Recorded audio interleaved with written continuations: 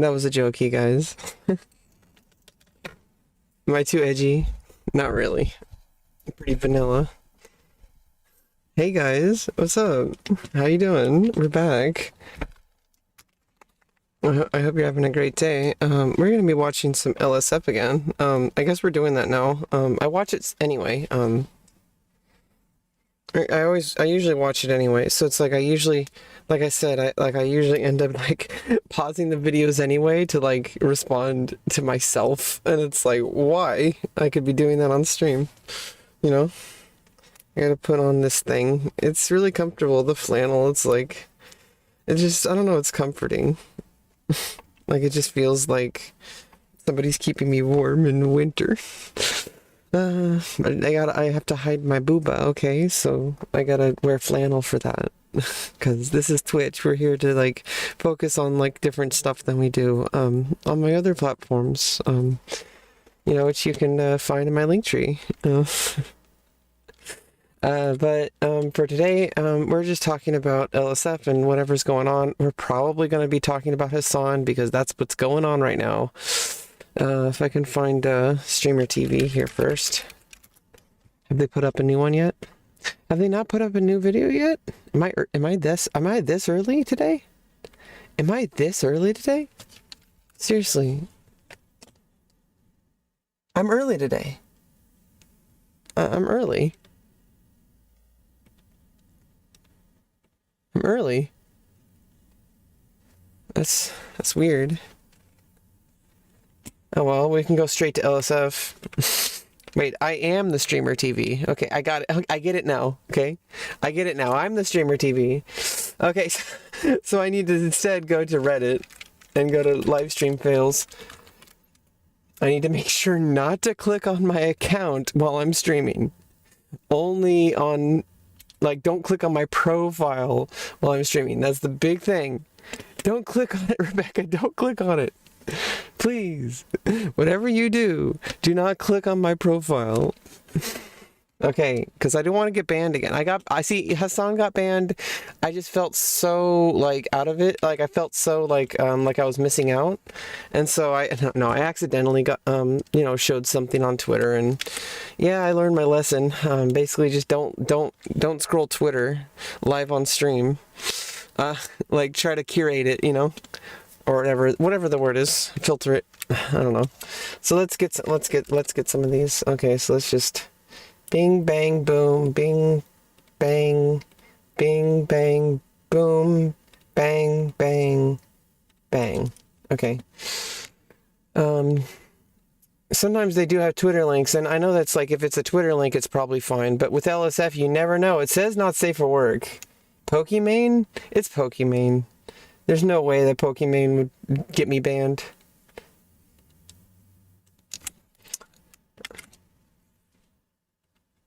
Okay, let's get the volume right. This is XTC clip. Don't turn the camera all around, Felix. Oh my god, you're so annoying. No, don't turn the camera all around, Felix. Oh my god, you're so annoying. That's his shit right there. It's not even that bad though. And how many days have you been saying you're gonna clean it so I don't have to? I didn't have some under the bed. Look at it. Under the bed, I got some snackies in there. Are you done? Look at, I got some popcorn in there. I got some drinks in there. I got some chips here. No, don't turn the camera all around. The funny thing is, it's like that's what all gamers look like, and that's not even bad. Like if you've seen some of the stuff that I've seen, like on Reddit and stuff, like pictures of people's rooms. There was that one streamer who actually took a shovel and started shoveling out the trash in his room. And what happened was there was like cockroaches and like what the fuck? Like how you get it that bad? There was like open pizza boxes. Like seriously, like I mean, I understand if it's someone like XQC, and also there's also the fact that he probably did this just for content. But even saying like let's just assume it wasn't just for content, It's not even that bad. Like, but yeah, he should fucking clean up after himself. Maybe he could probably afford a maid, and he probably does. That's just probably what it looks like before the maid gets. And maybe he asked the maid not to come for a day just so he can make content. And no amount of defending XQC is gonna make that okay. Oh my goodness. Okay, in just a second, I gotta log back into Twitch on Chatterino.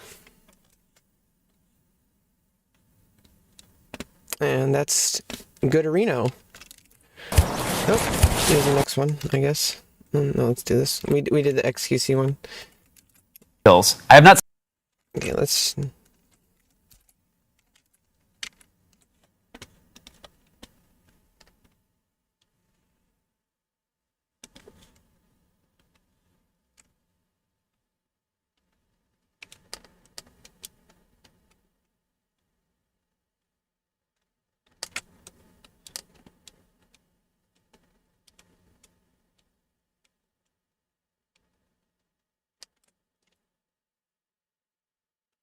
That's the key part you want to block. You want to block the recommended, because you never know if somebody's like flashing their dick or their tits on stream. Okay, so do that. What I just did.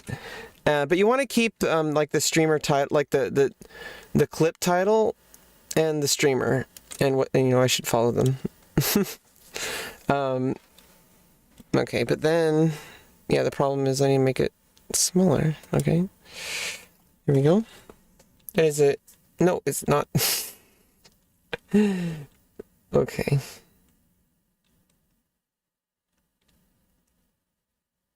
Let's get this right. Let's put that there for now. The webcam like that.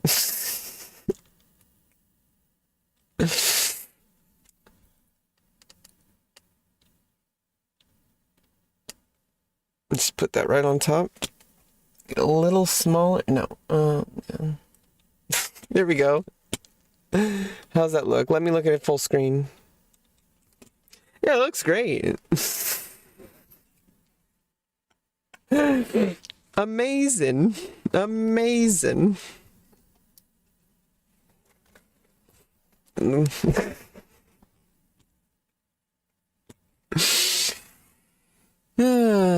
Well, for YouTube, all I have to do is crop it. So, for stream, it's fine. Just for YouTube, I can crop it, in the editing software, because I am a professional who can do things like that, apparently.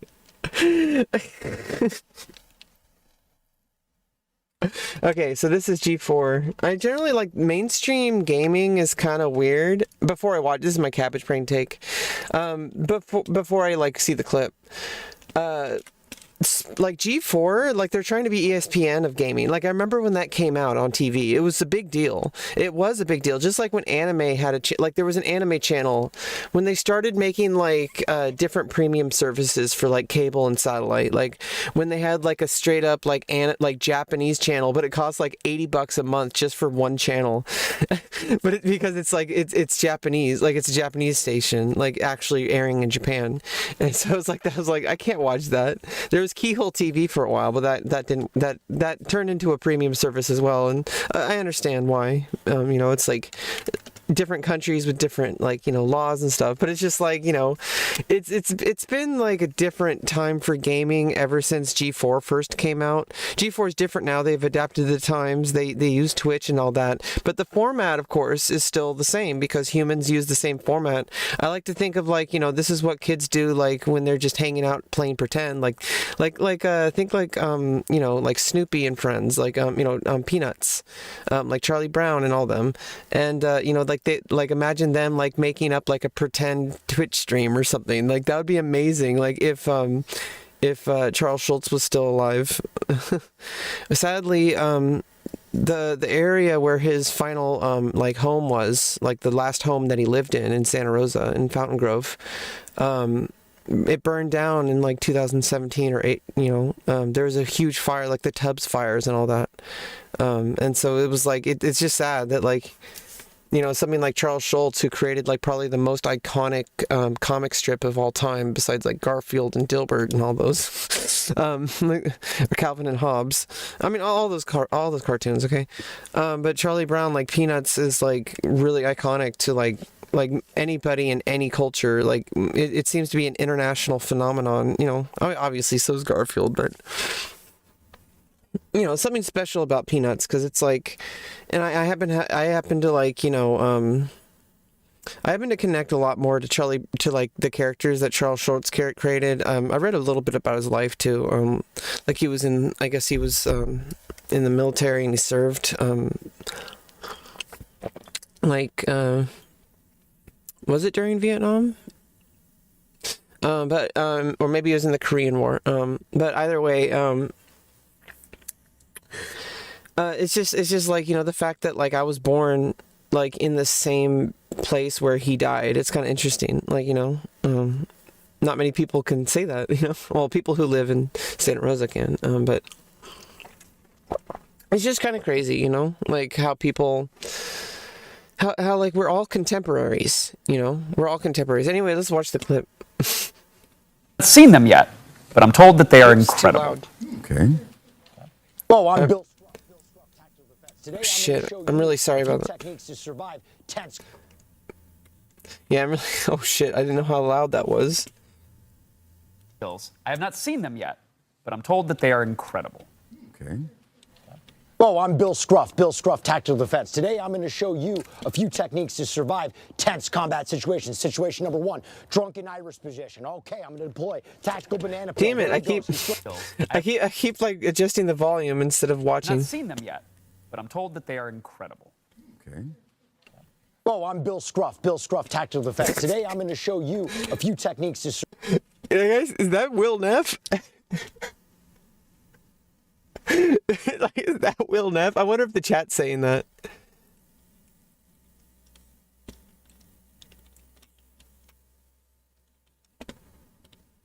survive tense combat situations. Yeah, they say follow Will Neff. Oh, it is Will Neff. Situation number 1, drunken Irish position. Okay, I'm going to deploy tactical banana peel. There he goes. He's slipping. From this position, waist control. Now I can guide him away. I have total control. He's gone. Situation 2, firearm. Okay, he closes the distance. Bam, I have barrel control, but I'm not out of the woods yet. I go for nose control. I have the nose. What's this? I have your nose. I bargain for the firearm. I take the firearm. Don't worry, take it back. He's confused, blows his own brains out. Situation 3, crane kick. Don't attack the legs. That's a rookie move. I get naval control. Oh, what's on your shirt? Bam! Blast to the nose. Cranial concussion. He's dead. Last situation, classic situation. 2 perverts are approaching me. It's hot. I low, grab the rip the. I have the Shit. rough tactical defense.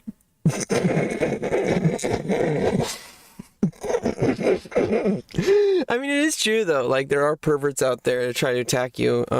I have my own defenses. But not everybody uses the same defenses and other. Okay, so what I was thinking just now, if I want to be clear,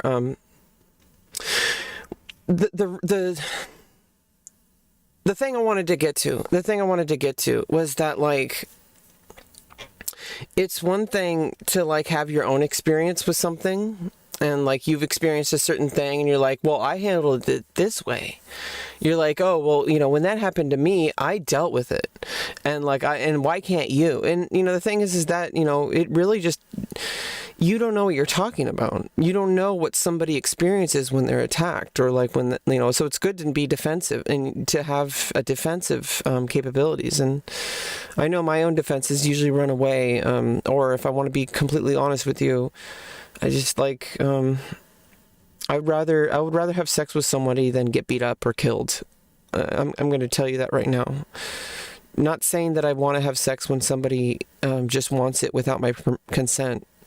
That's not what I'm saying, because they're still breaking the law. It's still rape, even if, because it's under duress. It's like if somebody points a gun at your head and says, like, like rob a bank and they're holding the gun to your head the whole time. Well, really, who robbed the bank? It was not the person who had their gun to the head. It was the person using that person as a weapon. That being said, that still creates a traumatic experience where you were literally holding the gun that they pointed a gun to your head and they put a gun in your hand.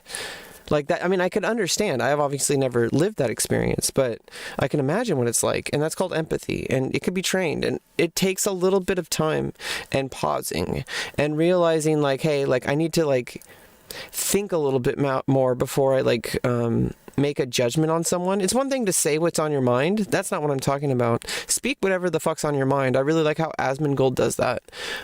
Like he just says what he wants to say. And it doesn't matter what you say because it matters what you do. And also, you know, like he's just a gamer, you know, streamer. He does have a large influence, but like, you know, he's not responsible for all this stuff. But like mainly what I'm trying to talk about is like, you shouldn't censor yourself just because people might think it's cringe or because it's like might be like risky to say. If it is risky to say, you know, you should use your judgment, you know, take an educated guess on whether or not you should even say it. And then, you know, like start to question yourself, like, why do you want to say it? Like, you know, like what are you trying to get from it? Like, and it's like, I've learned how to like, you know, calm down a little bit. And I have this very like, not argumentative, people have called me aggressive and argumentative in the past and maybe, you know, pre-transition me possibly, but I really don't think that was the case. In fact, a lot of people said otherwise, you know, even pre-transition. So it's like, what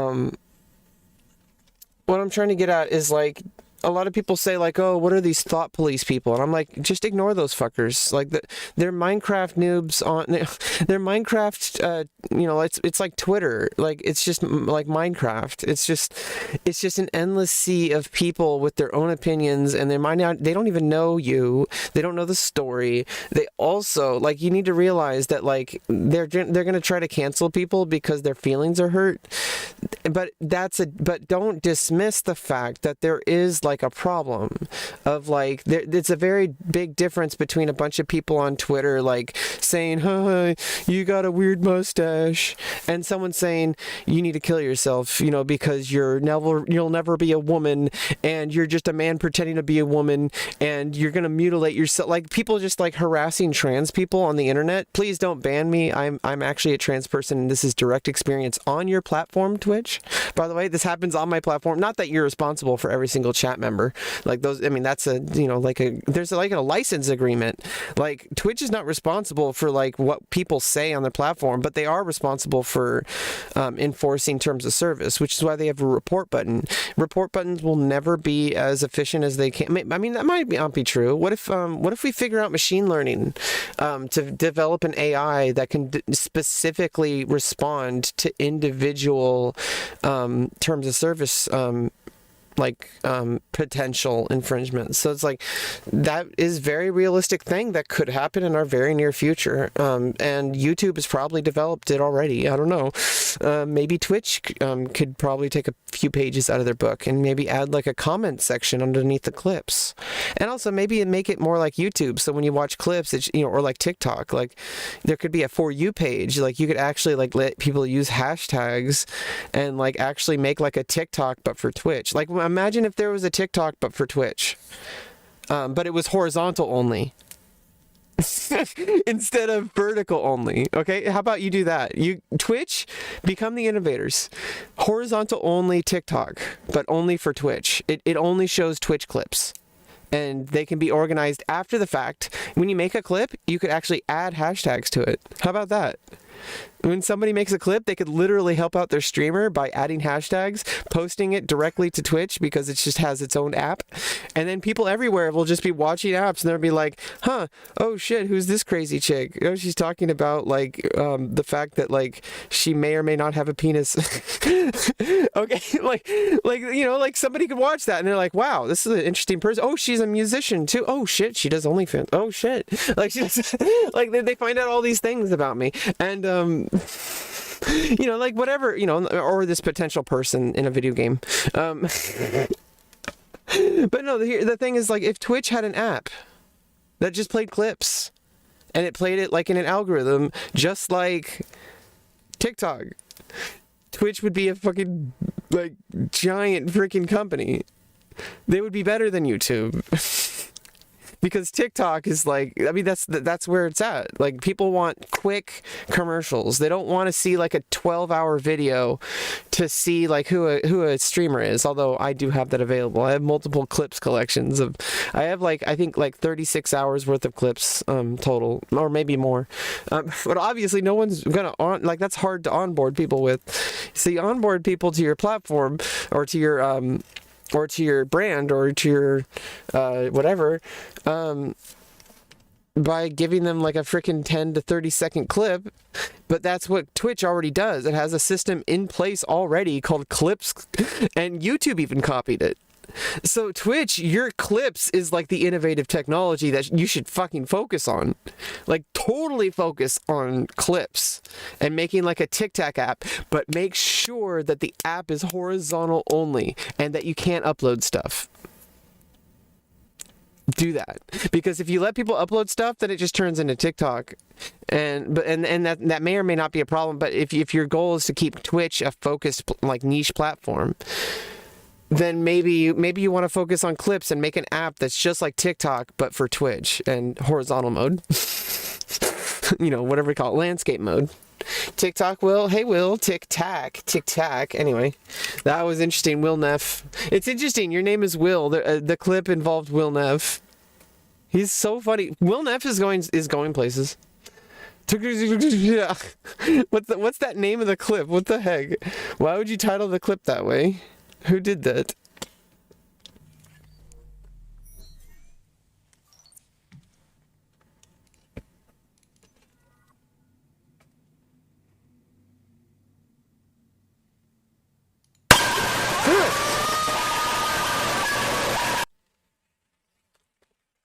God damn it. Fuck you. Whoever did, I'm sorry. I apologize to you guys. I didn't know that. I didn't know that was going to do that. We're done. Look at her. She's so cute. This is so weird. Oh, I saw the tweet. She's, well, wait, this isn't Code Miku. This is Lily Pichu. Oh shit! I saw a tweet she was with Code Miko, and for a second I thought she was with Code Miko. I'm like, this isn't Code Miko's place. There's no poll. And I'm like, oh, that's Lily Pichu. I didn't realize this is actually from a little clip from Lily Pichu. And I'm like, oh shit, how did I? And it's like when Miz confused, like he said Valkyrie, and it was like Lily.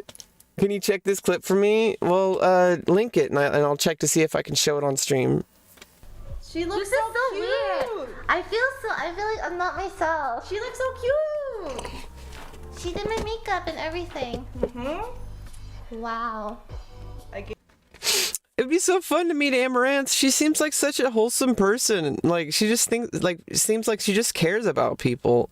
That'd be so nice to like be friends with her. Obviously, it's probably not going to happen unless I become like a super rich famous person, but I don't know. Even then, you can't expect people to want to hang out with. I think the whole idea of like saying like I want to hang out with someone. I think it's kind of like you're pulling someone. Like, I want to hang out with you. Like, it's like really like I think you should just like let things happen and like not expect things. I think that's like the problem. I mean I don't know. Maybe that's this copium. I probably just like that's like a coping mechanism. You know, like. Like, I've learned to just accept that people don't want to hang out with me. And so, like I said, oh, I'll just accept whatever happens, no expectations. So, maybe it's just I'm not used to people wanting to hang out with me. I'm used to people, like, ignoring me and, like, ghosting me, Gave her the whole experience.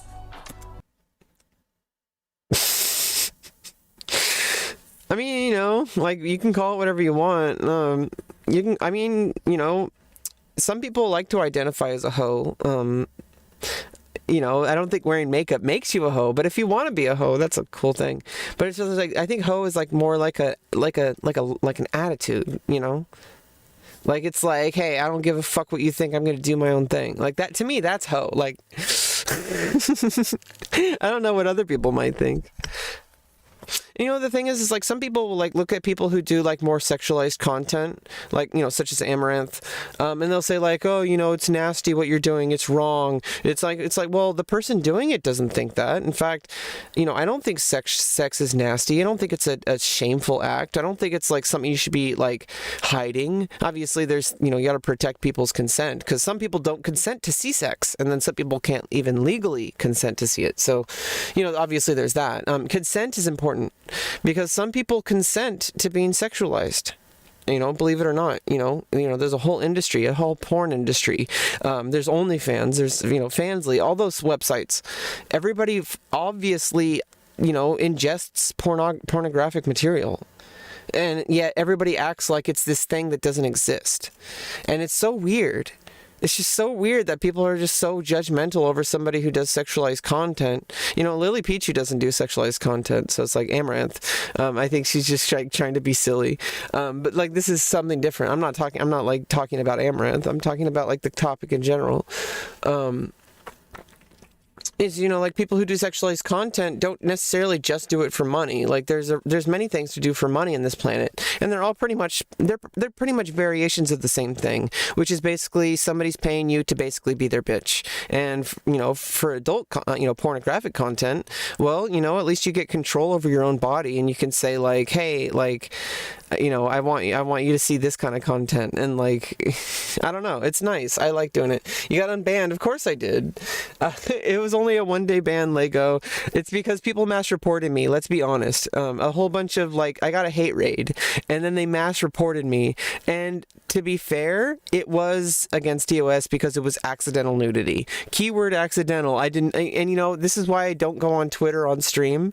And also, if you noticed, I had to scroll down, like I had to press page down like 20 times before I even saw like a hint of like what that was. I'm not even going to say what it was. It wasn't mine, you know, to be clear. It wasn't mine. It was somebody else's on Twitter. It was definitely not intentional. And I've only been banned from Twitch once before. It was because it was before I realized I needed to wear bras on stream. And right now I'm not wearing a bra, but I'm wearing like 3 shirts. You know, like I had an accidental nipple slip, but again, the reason is because the only viewers I had at the time were people who were like anti-trans, like transphobic people, like, you know, like trolls, like hate raids. It was like hate raiders. Like most of my viewers have been hate raids. It's kind of sad, but that's just kind of part of being a streamer, especially when you're this small. Eventually, the thing is they get quieter and quieter as more people who are super supportive show up, and I really appreciate your support, Lego. I really like the more people, like, you know, it's not, you know, I treat everybody like an individual, and I'm not just blowing smoke up your ass. I'm serious. Like, and this is what I do. I'm going to give a little bit of a secret of what I've been learning about, you know, parasocial careers.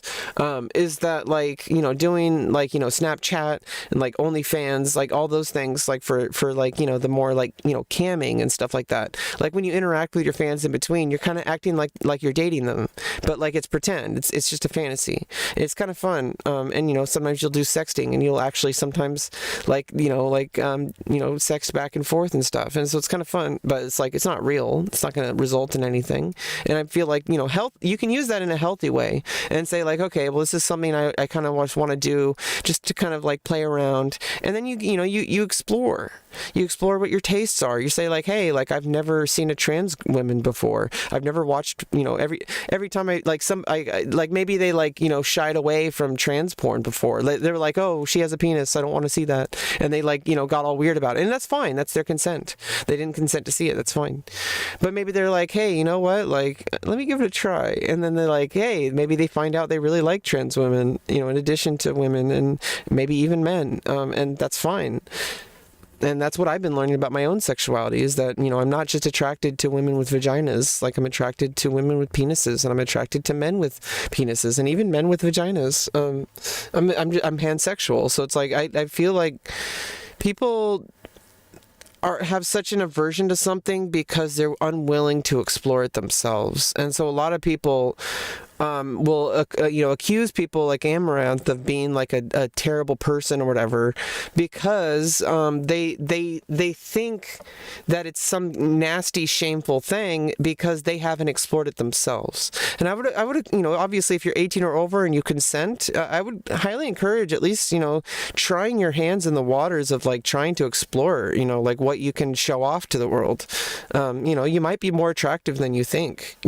People are attracted to dad bods, by the way. So people with dad bods actually make OnlyFans. And it's parasocial. That's the main thing that you're selling. You're not necessarily selling just your image, because everybody has like a body and like a penis or a vagina or tits or whatever.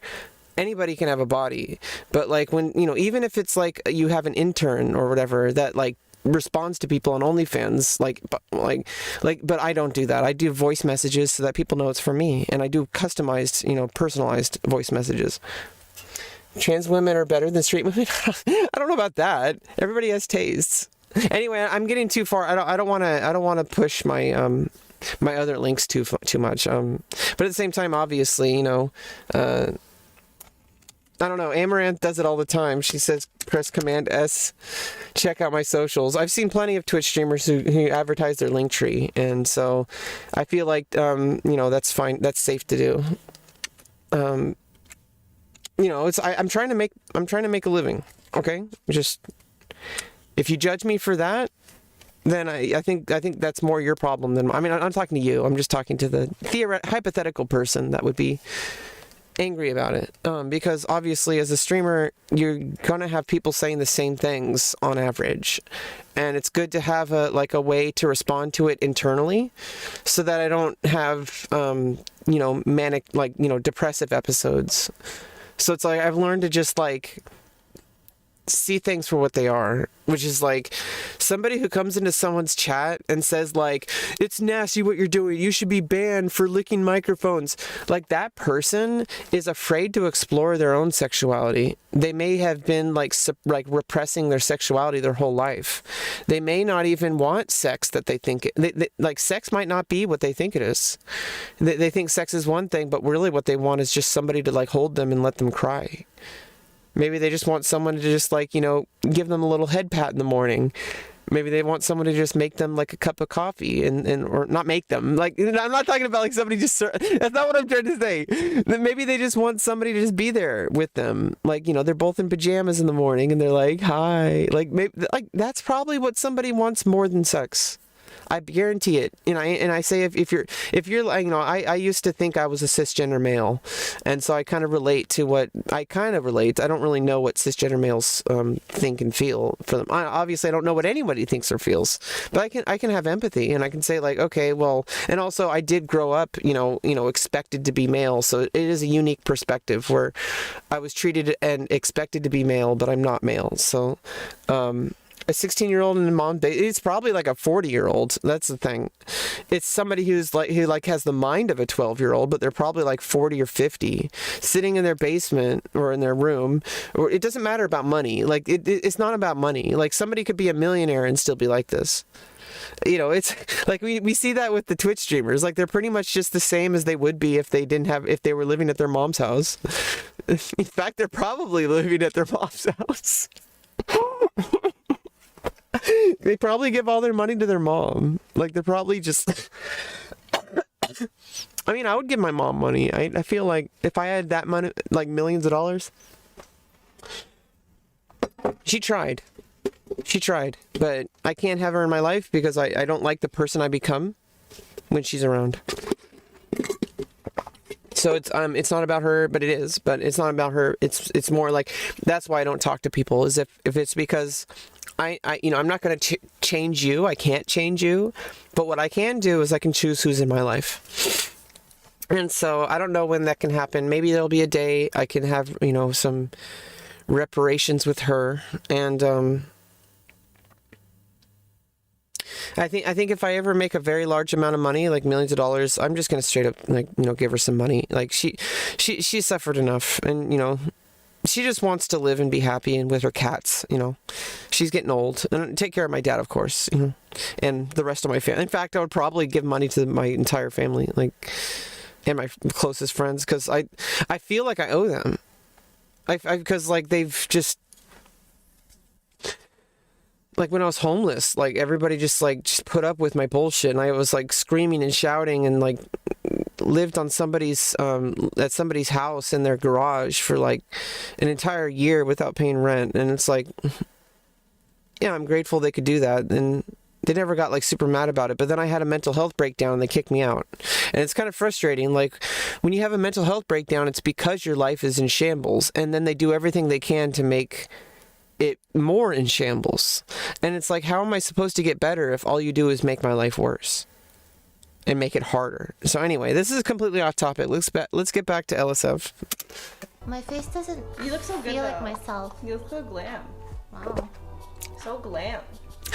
I want to try looking glam, Amaranth. I want to. I think she does makeup tutorials. Does she? She does on her YouTube. She does have. I want to. One of these days I'm going to be able to afford to do those fun things. I really want to do things where I like go out and just have a complete makeover with the girls.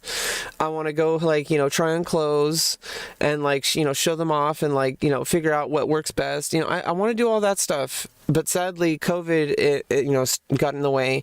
I had a lot of friends that were going to do that. And then I got afraid and I kind of like retreated back to my shell. And then also, I don't have the money. So money has been the barrier for most of my life, which is why I'm just trying my hardest to, grow a career in as many different verticals as possible, and try my best to improve each of those. I can only focus on like one or two at a time, and that's just how content creation goes.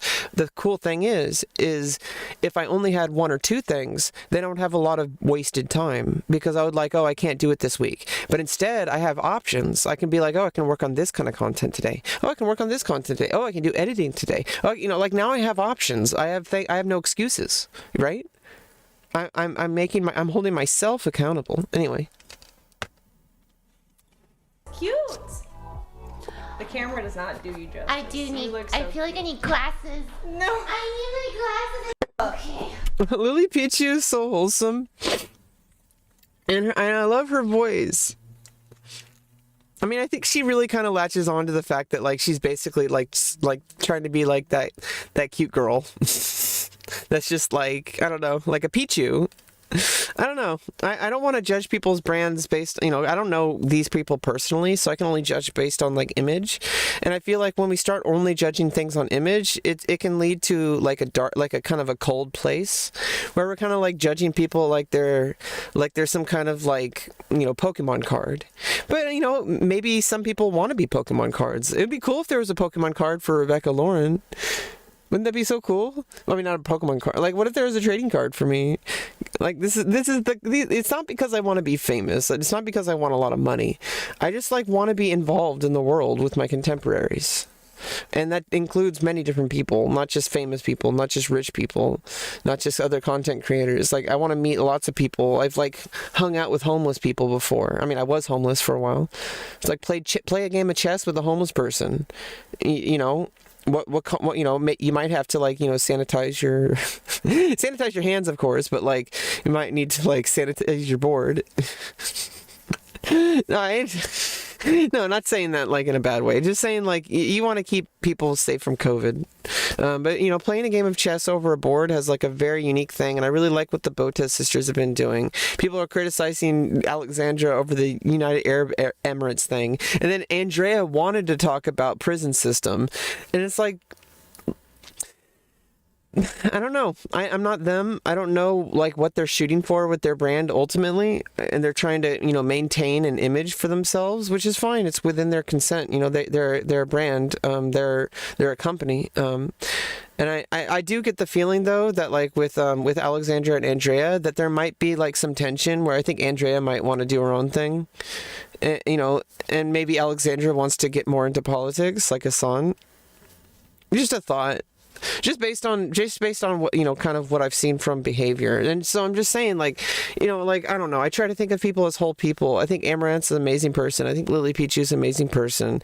And when people criticize Lily for her voice, it's like, what the fuck, it's her voice. Like, you want me to criticize you for your voice? And then people are like, oh, well, you know, that's just what gamers do. That's just what gamers do. And it's no, that's what toxic guy gamers do, and even toxic women gamers as well. You know, because like they think they're normalizing like a culture, and it's been changing. It's you know, people have been focusing on mental health. Like, hey, like, the person on the other line is a person who might just be like a similar person to you, just somebody who's just trying to play a video game and make friends, you know, at least in the capacity that you can online, and also just like, you know, forget about whatever's making you sad or whatever, or, you know, maybe you just want to have fun in a game.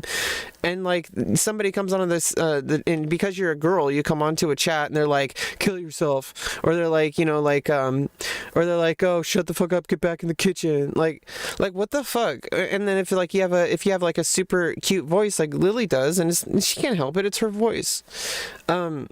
Like, people are like, oh, you're faking it. Or like people with Sweet Anita, they're like, oh, you're pretending to have Tourette's. Like, really? Like, she would pretend for all these years, and instead of just like, you know, making you know, just utilizing her own traits, you know, she's just doing the best with what she's got, and she's made a pretty good platform for herself, and she doesn't deserve all the hate she gets, and she doesn't deserve the stalkers. And I think the police system should get their head in the game and learn about like internet culture, and actually, like, instead of just, you know, just only looking at the surface, actually like understanding, you know, the culture, and not like just like not understanding that like people are getting like death threats and stuff. Like, this is serious stuff. You know, there needs to be somebody, like, you know, some kind of police monitoring. And people are like, oh, you know, it's like 1984. If we start monitoring everybody, what are they gonna? It's like, dude, like, we're already being monitored by bots. And, you know, they probably use an AI to do it. You know, they can't have like, you know, just like millions and millions of people just sitting in a cubicle for 12 hours a day while XQC while XQC just like farts in the microphone, and every single like chat member is being investigated by an individual person because they want to find child molesters, and they want to find like people who are like going to commit crimes and hate crimes and stuff like that. Like, obviously that's something really difficult to do, and Twitch can't really handle it, YouTube can't really handle it. Anyway, this is completely off topic. What I'm basically saying is there's toxic people who will like criticize Amaranth for like the kind of content she makes, and saying like, oh, why do you still do that even though you have money? It's like, dude, have you ever thought that, like, you know, at this point, like, she's been doing it for so long, she's a multi-millionaire, there's a reason why she does it, because maybe she enjoys it, or maybe she wants more money because maybe she wants to you know, build her her horse sanctuary and stuff like that. Maybe she wants to help out other people who do stuff like that. You don't know. When you're helping out a person like Amaranth, you're not just helping out Amaranth. Like, just like with like, you know, Miss Botez, like, when you're helping her out, she does a whole bunch for the chess community, but more than that, she lifts up women and girls, and she you know, and she also, like, you know, points out stuff about people who, you know, care, like, you know, people who are struggling in different countries, and she runs charity streams, and, you know, all these different streamers do sorts of stuff like that, and you don't even know, and you shouldn't have to know. You should just say like, hey, like, this person is living their life. They, you know, it doesn't matter if they have $1 million or $0. You know, like, what the fuck? Like, they're doing what they want to do. Why do you, like, you know, enjoy it or leave? You know, don't, like, these hate watchers.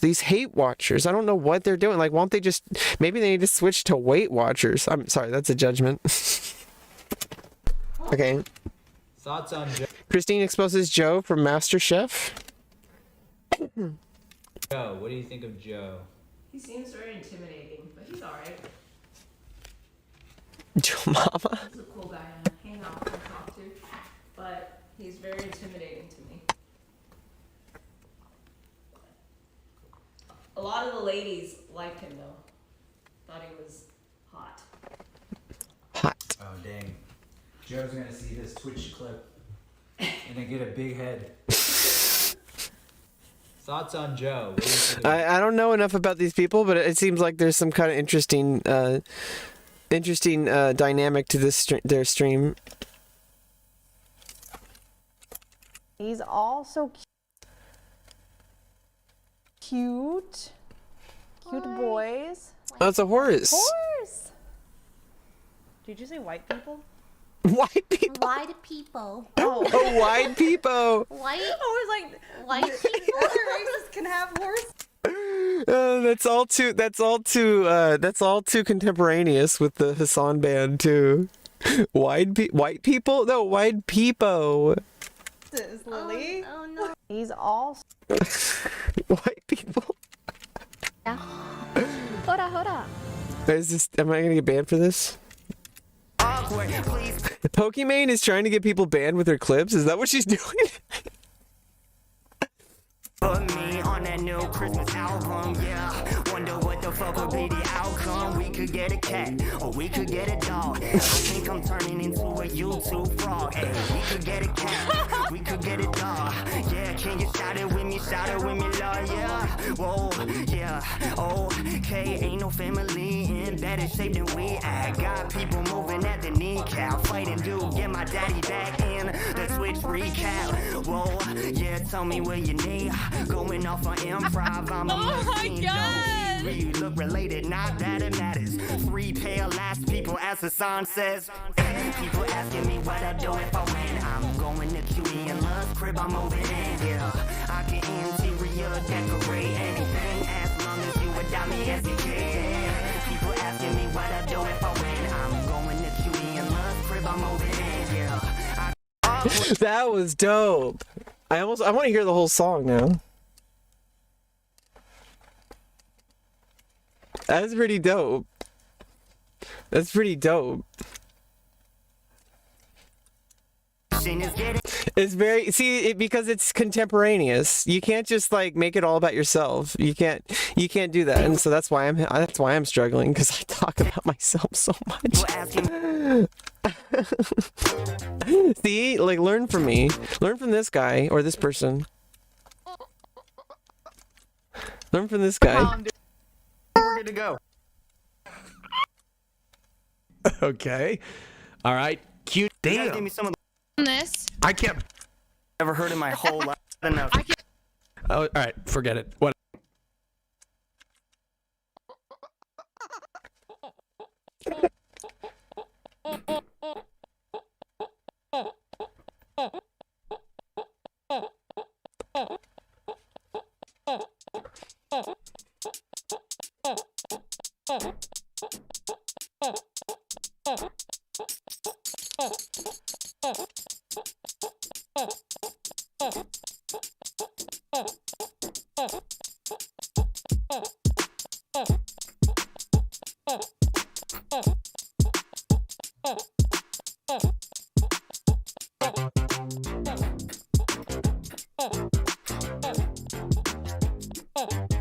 Like Sonic the Hedgehog.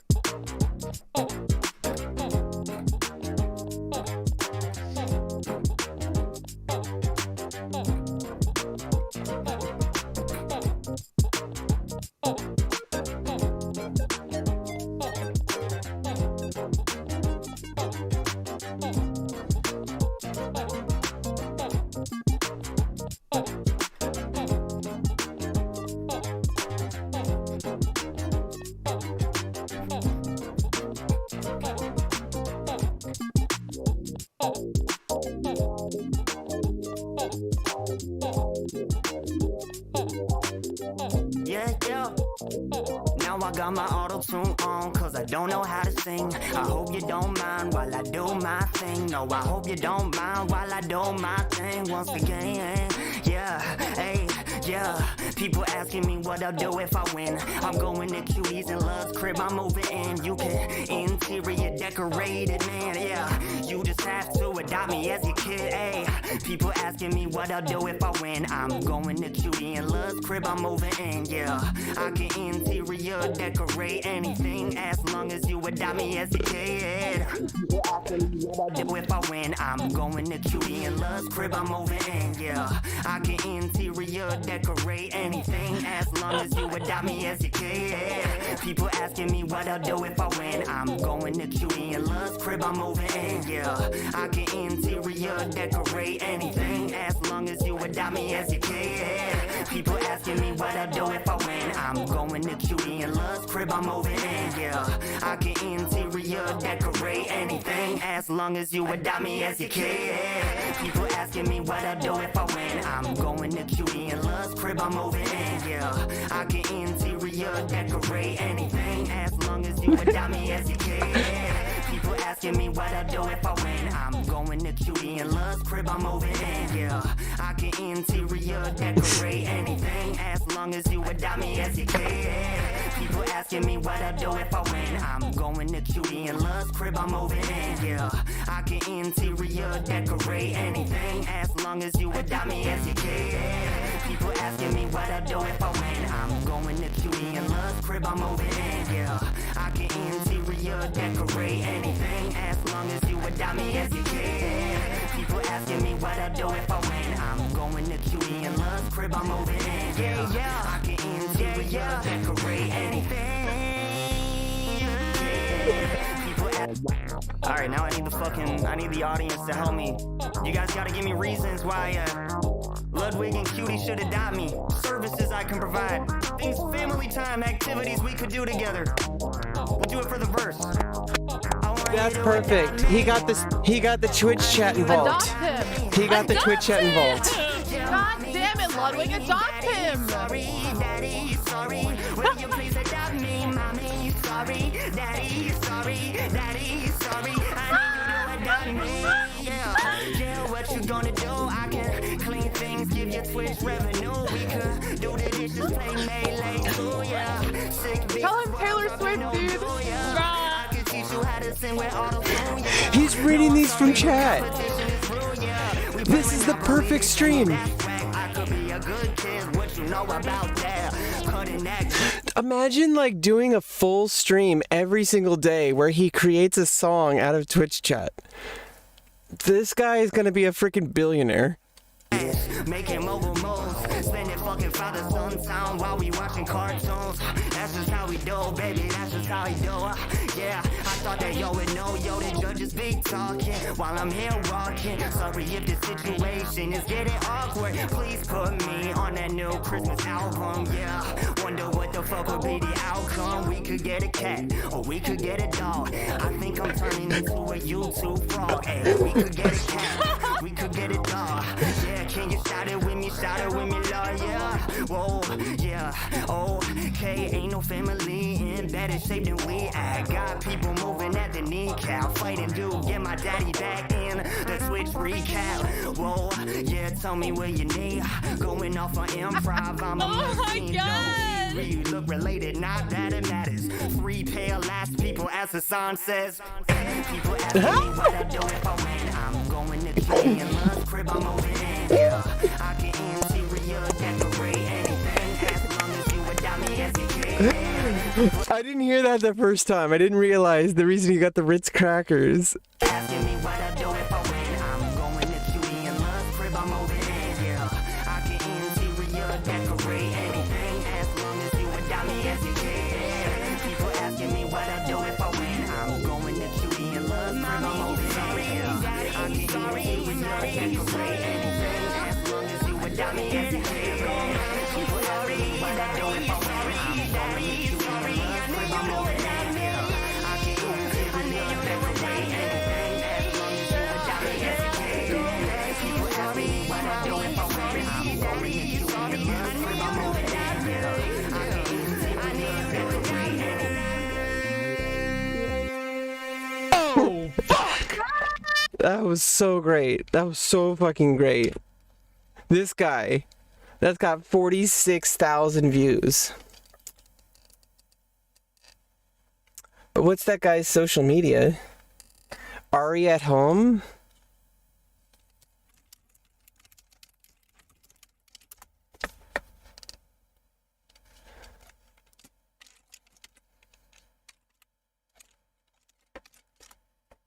Give this person a follow.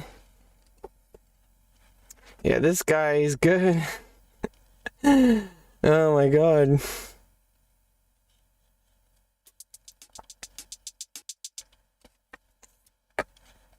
I'm talking ping pong, I swear they must live forever, yeah. Immortal K. Yeah, that's freaking good. This is Henry. Wait, where's the music? Oh, because I opened up another window. It's like that's still going. We got a Maya clip. Yeah, let's get back to, let's get out. That was pretty good. That was a pretty good song. This is Henry. Hi, Henry.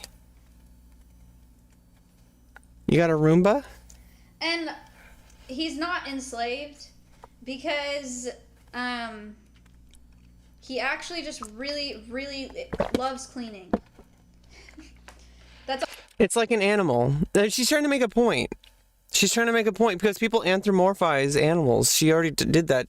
There's a clip of her talking about it.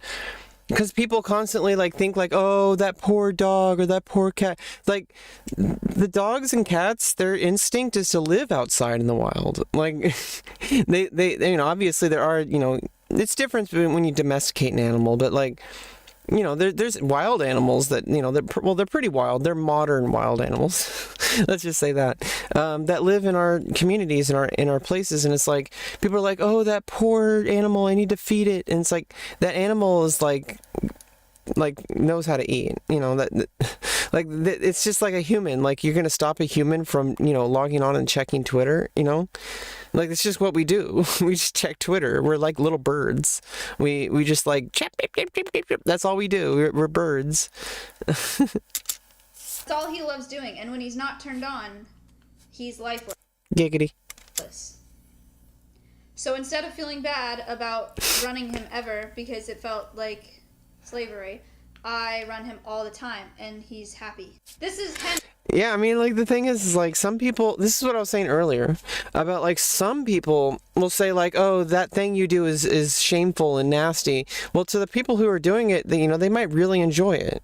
You know, like, people were talking about Amaranth, and how, like, you know, like, they're like, oh, why do you still, like, someone on Twitter was like, oh, you know, why would you still do what you do even if you have all that money? And it's like, some people just enjoy doing what they do, and it's like, shouldn't everybody have the option to pursue their career and what they want to do instead of like what people say is morally acceptable? Like, that's stupid. It's a judgment and it's subjective. And so anyway, that's like, let people be. Like, let Roomba be a Roomba, you know? Ari, $10,000. He's jamming. Right. Nice. He won $10,000. And he's like probably got a lot more, you know, advertising for his brand, for his business, for his Twitch channel. Right now, let's tune in and take a look. If they're trying to talk to me, I can't hear them. Yeah, I know. We're trying to talk to you. We're in the middle of a song. I know. I'm spending all that 10K on hookers and on blow. Okay, well, I thought you would know. I'm just losing control. I'm spending 10 fucking K on hookers and on blow. Okay, congratulations to Ari. Ari, 10. That's epic. Fucking K on hookers and on Okay, blow. congratulations to Ari. They probably knew he was. This probably like they probably knew. Like this probably been discussed before they talked about it. Either that or not. And that was actually live. Like, hey, okay, next, good to see. Because he said hookers and blow, and Austin is like, you can't say that on my show, which is obviously his right. Pestily plays with Google Translate. Do you have a surgery kit for me? Do you have a surgery kit for me?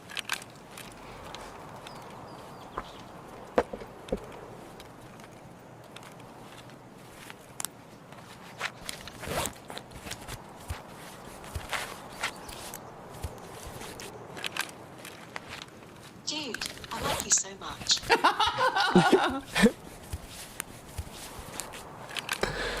We are now best friends.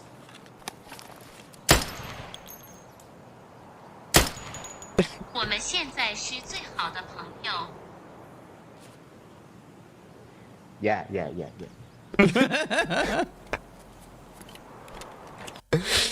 Oh, that's kind of weird. Not really funny or anything. Well, looks like I finished my preordained list. I mean, well, how long did it take us this time to get through that first stage? It was only an hour that time, not 4 hours. Wow, we actually went through the clips that I clicked on. So let's go on the next list, like next page.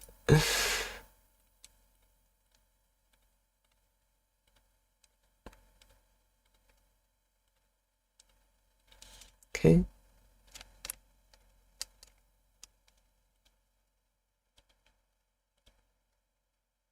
Oops. Oh, Schlatt's getting back to streaming. It's Twitch, but it should be safe, but I don't want to... I'm only doing clips.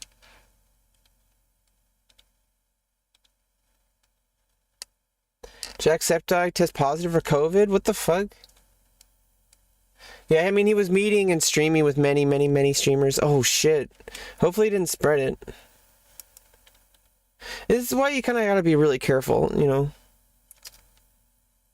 Siri uses Alexa. That one's loud. Okay. Show me your boobs. Show me your boobs. Show me your boobs.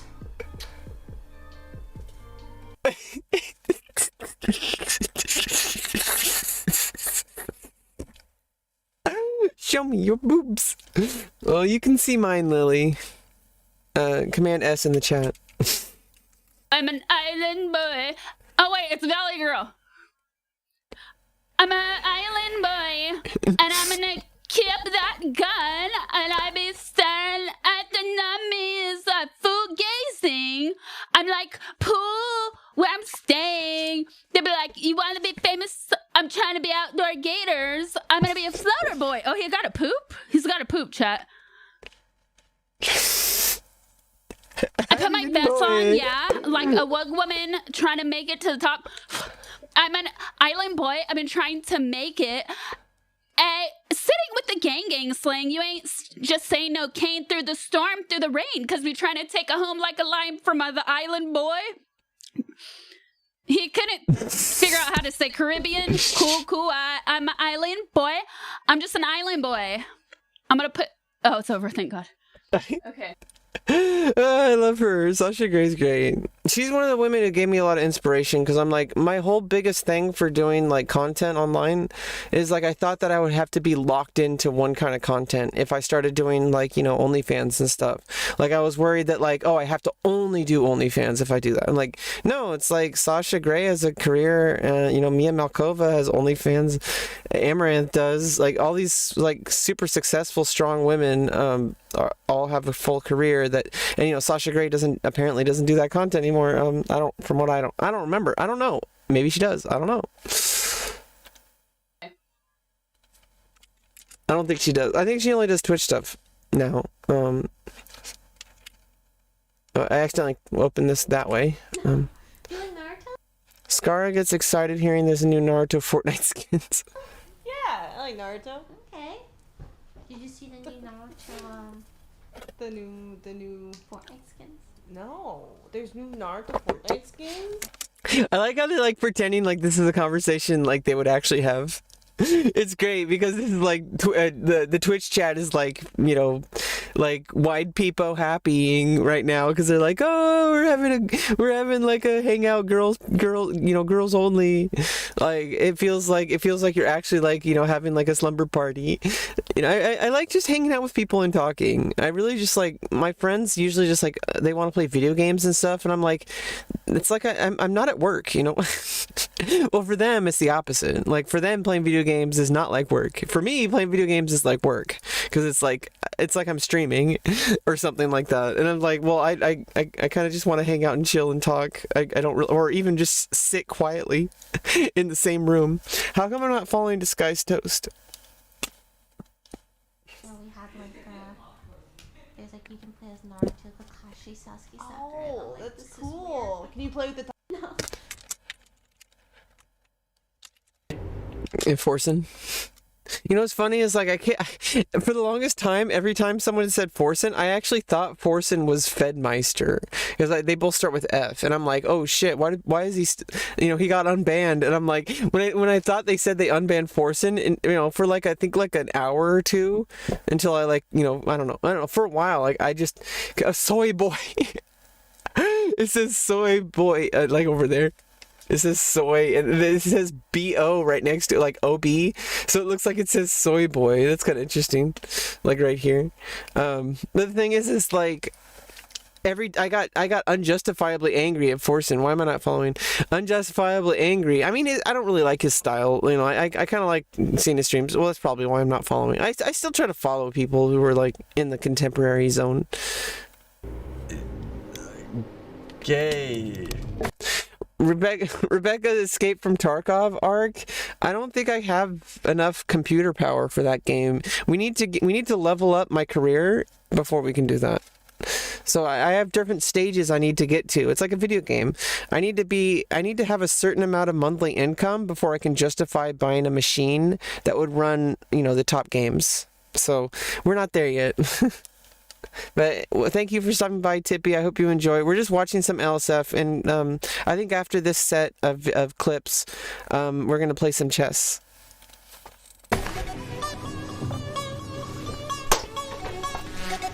You had the last word. Well, as a streamer, you always get the last word because I can pause the video and say something about it, and also I can choose when to stop. So, as a streamer, every streamer gets the last word, so everybody feels entitled, and but then, they understand that they feel that way. If you're self-aware, you have to be aware of the pitfalls so that you don't fall through them. Being unaware, but appearing to not be, like, a problem is different, or, like, appearing, like, I don't know, I think everybody has, suits, does the things for their, does anything for their best interest. Most people will do what's best for them, and I think that's pretty natural. Just protecting your own life, and of course anything that's extension, because like if you have children, those children are a huge part of your life and your identity, so it's like that's like a connection to you, so it's like you want to protect those too. But in the end of the day, your direct body is like the thing that you experience, and it's the thing that you like want to protect. I forgot what I was talking about. Oh yeah, the people want to, people are basically the centers of their own universes, or the stars of their own shows. But at the same time, you can be aware of that, and you could still interact really well with people. I'm still trying to learn how to do that, but I still constantly feel like shamed. By myself. I still feel like this shame for like feeling self-centered, even though I'm like probably like one of the most empathetic people most of my friends know, and have told me that actually. You got fucking gay, bro. You got gay on, motherfucker. Gay. You need someone else on your hot tub stream to write a pickle with you, I will do it. Yeah. See, that's friendship. I will definitely do it. Yes. I'll write the biggest pickle. You know what? Go do it, Lily, if you really want to, but don't feel pressured, and also don't obviously a lot of people are going to want you to do it. But never let anybody else decide but you. Do what makes you happy and what you're comfortable with. Everybody has different comfort levels. Not everyone wants to do what Amaranth does. Some people want to at least do their own version of what they do. Some people don't want to do it at all. Some people have, and there's various reasons. So it's like there's so many reasons besides money why somebody wants to do more sexualized content, even though like the thing is like it's not really sexualized content either. It's just like wearing a bikini, but like obviously people just cream their pants because they have no control. But then the thing is like there needs to be a dedicated effort in society, and it's been changing, but people need to understand that just because you're turned on by someone doesn't mean that they're innately like trying to turn you on. Like you might be turned on by someone, it doesn't mean they're turned on. It doesn't mean they're trying to turn you on. So it's like I think people need to understand that like Yeah, Amaranth knows what she's doing. You know, she's trying to get people to click on her social media. Isn't everybody on? Shouldn't everybody who's trying to have a career in social media be doing that, regardless of what content they make? Like, shouldn't they be pushing their links? Shouldn't they? Like, that's what she does. Like, why would people judge her for that? She's just running her business. She bought a gas station, and you know, like, it's running a business. How is running your Twitch stream any different, or your other content any different than running a gas station? It's still a business. In the end of the day, it's just numbers, and you know, like how you choose to do that is up to the individual, and different people have different comfort levels. So Yeah, what is the last one? spanking self and Ming with paddle. Oh my god! Do you wanna try? No, wait. No, it doesn't. It's probably not as painful as it looks, because it's probably just like because it's all like level, like it's all, because it's like it's not just one spike, it's a whole bunch. They're lying. Or maybe it really does hurt. Oh, 저거. It's lying. It feels good. Like seriously. I can't. Oh, 좀 괜찮네. You're gonna be dying. I got No, scammed. I'm serious. I'm scammed. I got scammed. Try. No, we don't have many whores. You'll die. Not bad. Cause right? She didn't even hit hard. Try this. Try this. Oh, she's gonna hit harder. 이거랑? See, the thing is like, if this was like Mizkif doing that, nobody would have said anything, but like deep down inside, like I'm like, hey, this is kind of sexual. Like, of course, but it would be sexual even if like it was men doing it. And so it's like people need to get that through their heads, that like men can be sexualized too. But the thing is, there is a difference. But then I don't necessarily agree with Cutie Cinderella. I don't think, you know, these girls know what they're doing, and they're just having fun. And I don't think it's even that big of a deal. And yeah, maybe the Twitch chat is getting really like koomy about it, but you know, who cares? Like, let people coom. Jeez. At the same time,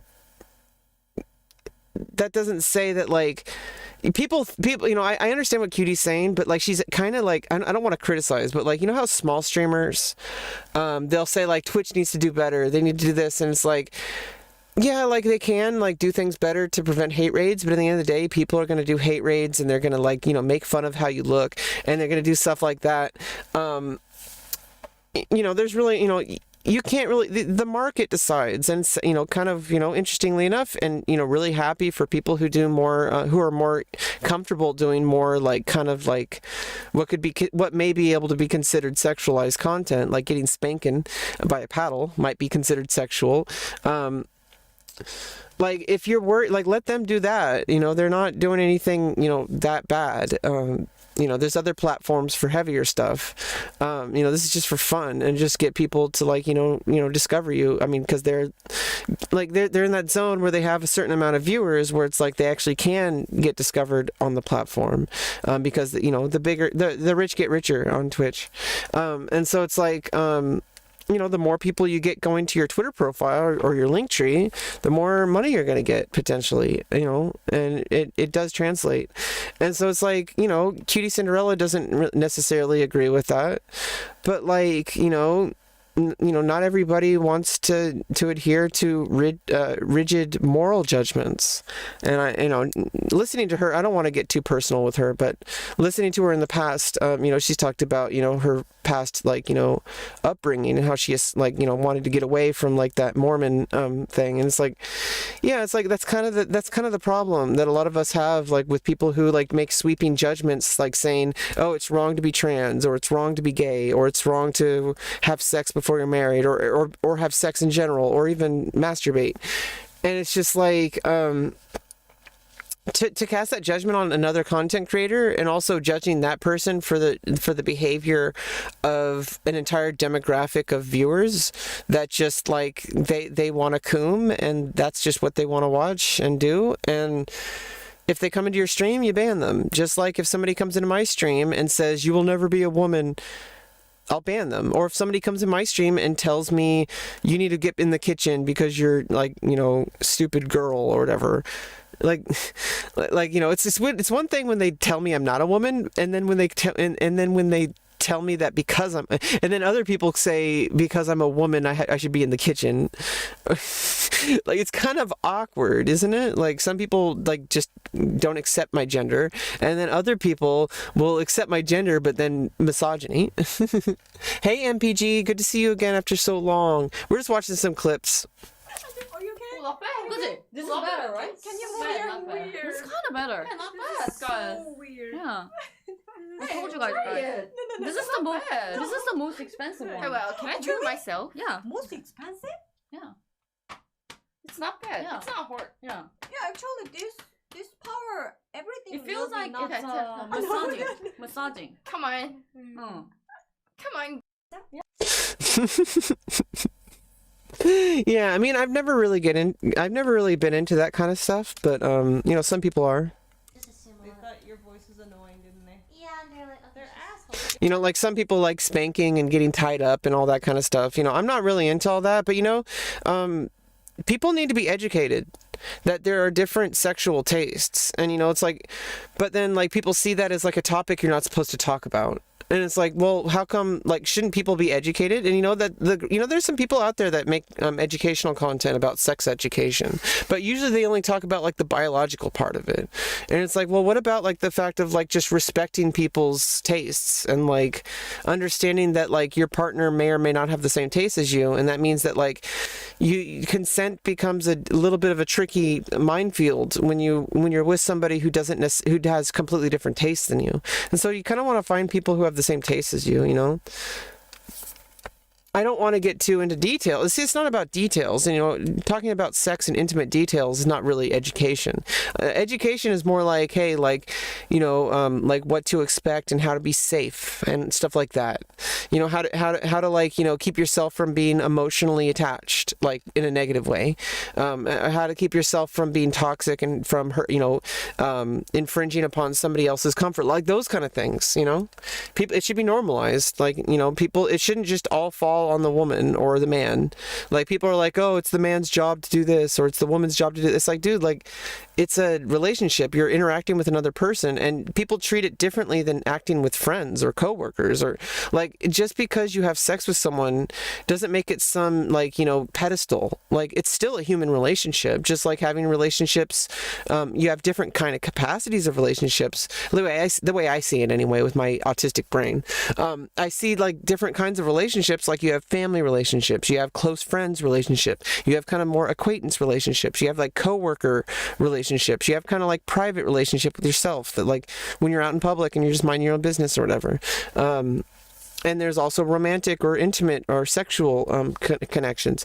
And it's just, I think people should start treating those things, instead of treating them as this giant pedestal that you're supposed to keep secret and hide. It's just another kind of human relationship, and it does involve consent, and it does involve intimate connections, and it does involve privacy where other people might not consent to seeing it.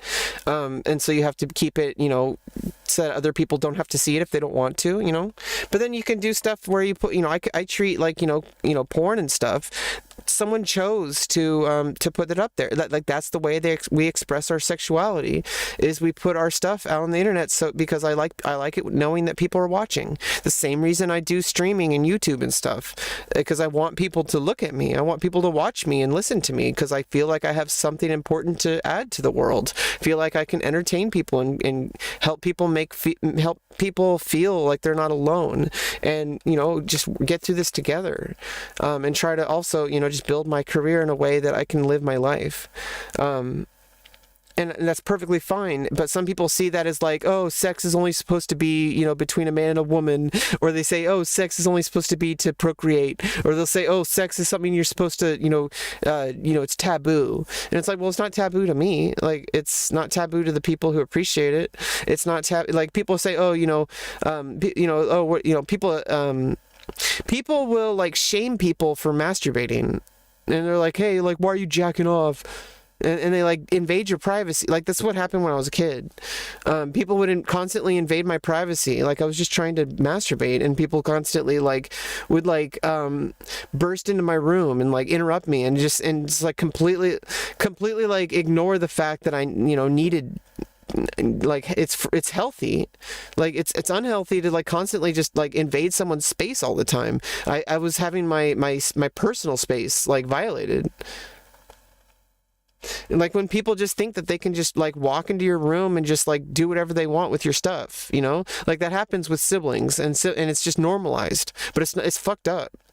Like just because you're somebody's older sibling, you can't just go into someone's room and just like rummage through all their stuff and take their stuff, or even just go in their room in the first place. You know, I'm trying to like, you know, do stuff with myself, you know, to take care of my sexual needs, and like people like walk in and like act like, you know, that's just like, oh, you're wasting, you're like, that's stupid, you know, stop doing what you're doing.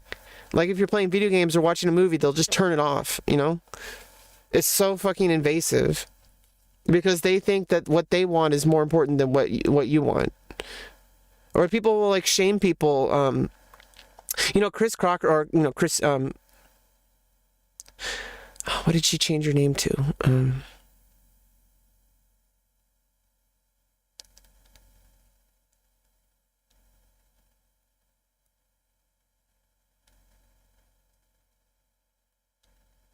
Oh yeah, Kara. So Kara Crocker, or Kara, Chris Crocker was a character she made like for that, like a persona. But like Chris like back when Chris Crocker was Chris Crocker. Okay, back when Kara was Chris Crocker. And she's okay with that because she sees that as a character, and I've listened to her talk about it on Instagram. But like you know, she's okay with like, in fact her username on is her username on Instagram is it's Chris Crocker. It's like she's kind of interesting person. She's a little bit like but that's just who she is. But back when she was like more male presenting, she said like, you know, people who complain about people who sleep during the day because maybe they work at, you know, a night shift. But then people are like, oh, get up, sleepyhead. Like, you know, like what, you know, people who live in the same house or something, like you're just like roommates or housemates. You're not like, there's no reason, like you have no right, like, you know, like monitoring somebody else's activity in a way, like controlling like when people wake up and sleep. Like somebody might work at night and they sleep during the day, and someone says, oh, wake up, sleepyhead, because they think that because they're up, they're awake, and they think that because they're active that everybody else has to be. And they say like, oh, you know, stop being a loser, come with us and hang out. And it's like, well, how dare you? Like you have no, like you're completely infringing on someone's personal space. Like, you know, respect people's privacy and all that. I think your voice is so cute. You know how people The people, if your voice is like above, they just assume they thought your voice was annoying, didn't they? Yeah, and they're like, okay, they're assholes. she's I think your voice is so cute. You know how people The people, if your voice is like above, just like a monotone, normal level, if it's like high pitched, all they're like, oh, it's a fake voice. Like, it's Yeah, because they're insecure about their own masculinity, and so anything that reminds them of femininity, they get averse to. And it's called I don't know what it's called, but like it might you know, sometimes people are trans and maybe they jealous or envious of feminine qualities, and not to say, see, it's a beautiful thing to be trans. So if you actually are trans, then these people need to get their act together.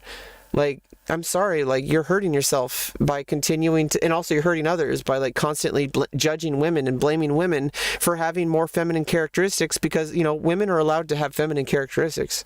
This just in. But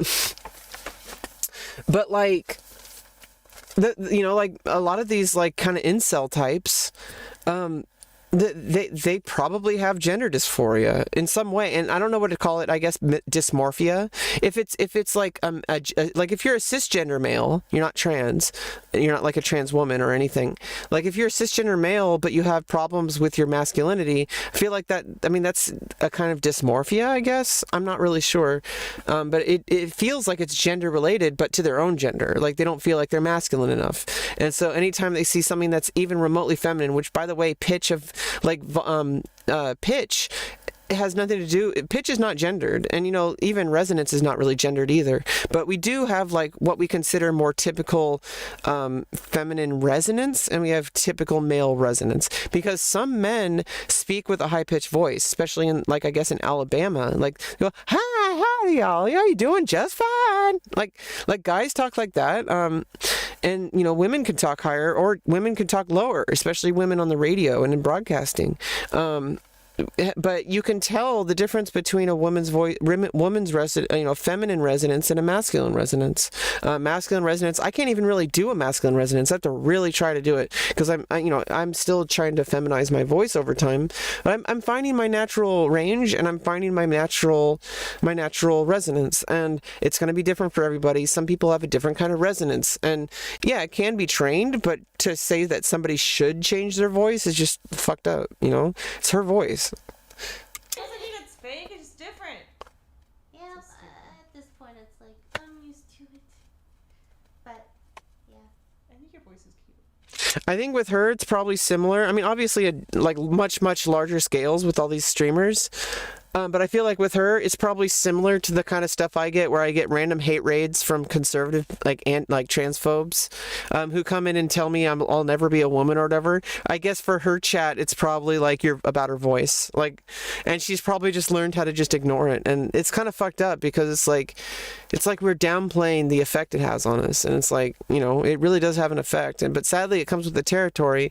But sadly, unfortunately, the only way to really get around it, besides impossible moderation, is we just have to get stronger, and it's like I have become a stronger person since I started streaming, so it's a good thing. But it's like it forces, like, if you want to do this, it comes with the territory. You have to be able to constantly look at hateful comments, but the thing is over time they don't hurt you as much. And I can only even begin to try to understand what it's like on scale for someone like Amaranth or Lily or any of these streamers. But it seems like they're doing okay. That doesn't necessarily mean that they're just fine all the time. People have, mental health is a real thing. And just because somebody is doing really successful financially doesn't mean they don't have other problems. Because, imagine if money wasn't a problem at all. You'd still have many things in life that are trying to hurt you, not just money. There's, personal relationships. There's personal mental illness like depression, anxiety. There's, you could have family members die. People pass away. People might hurt you. There's all sorts of things that don't have anything to do with money, and that will affect, millionaires just as it will people under the poverty line like me.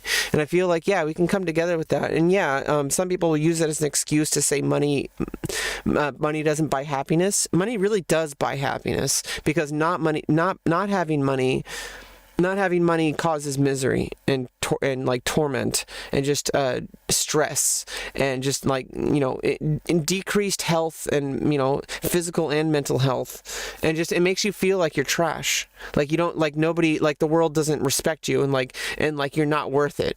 That's what being homeless feels like. Like it feels like you're discarded by society. And forgot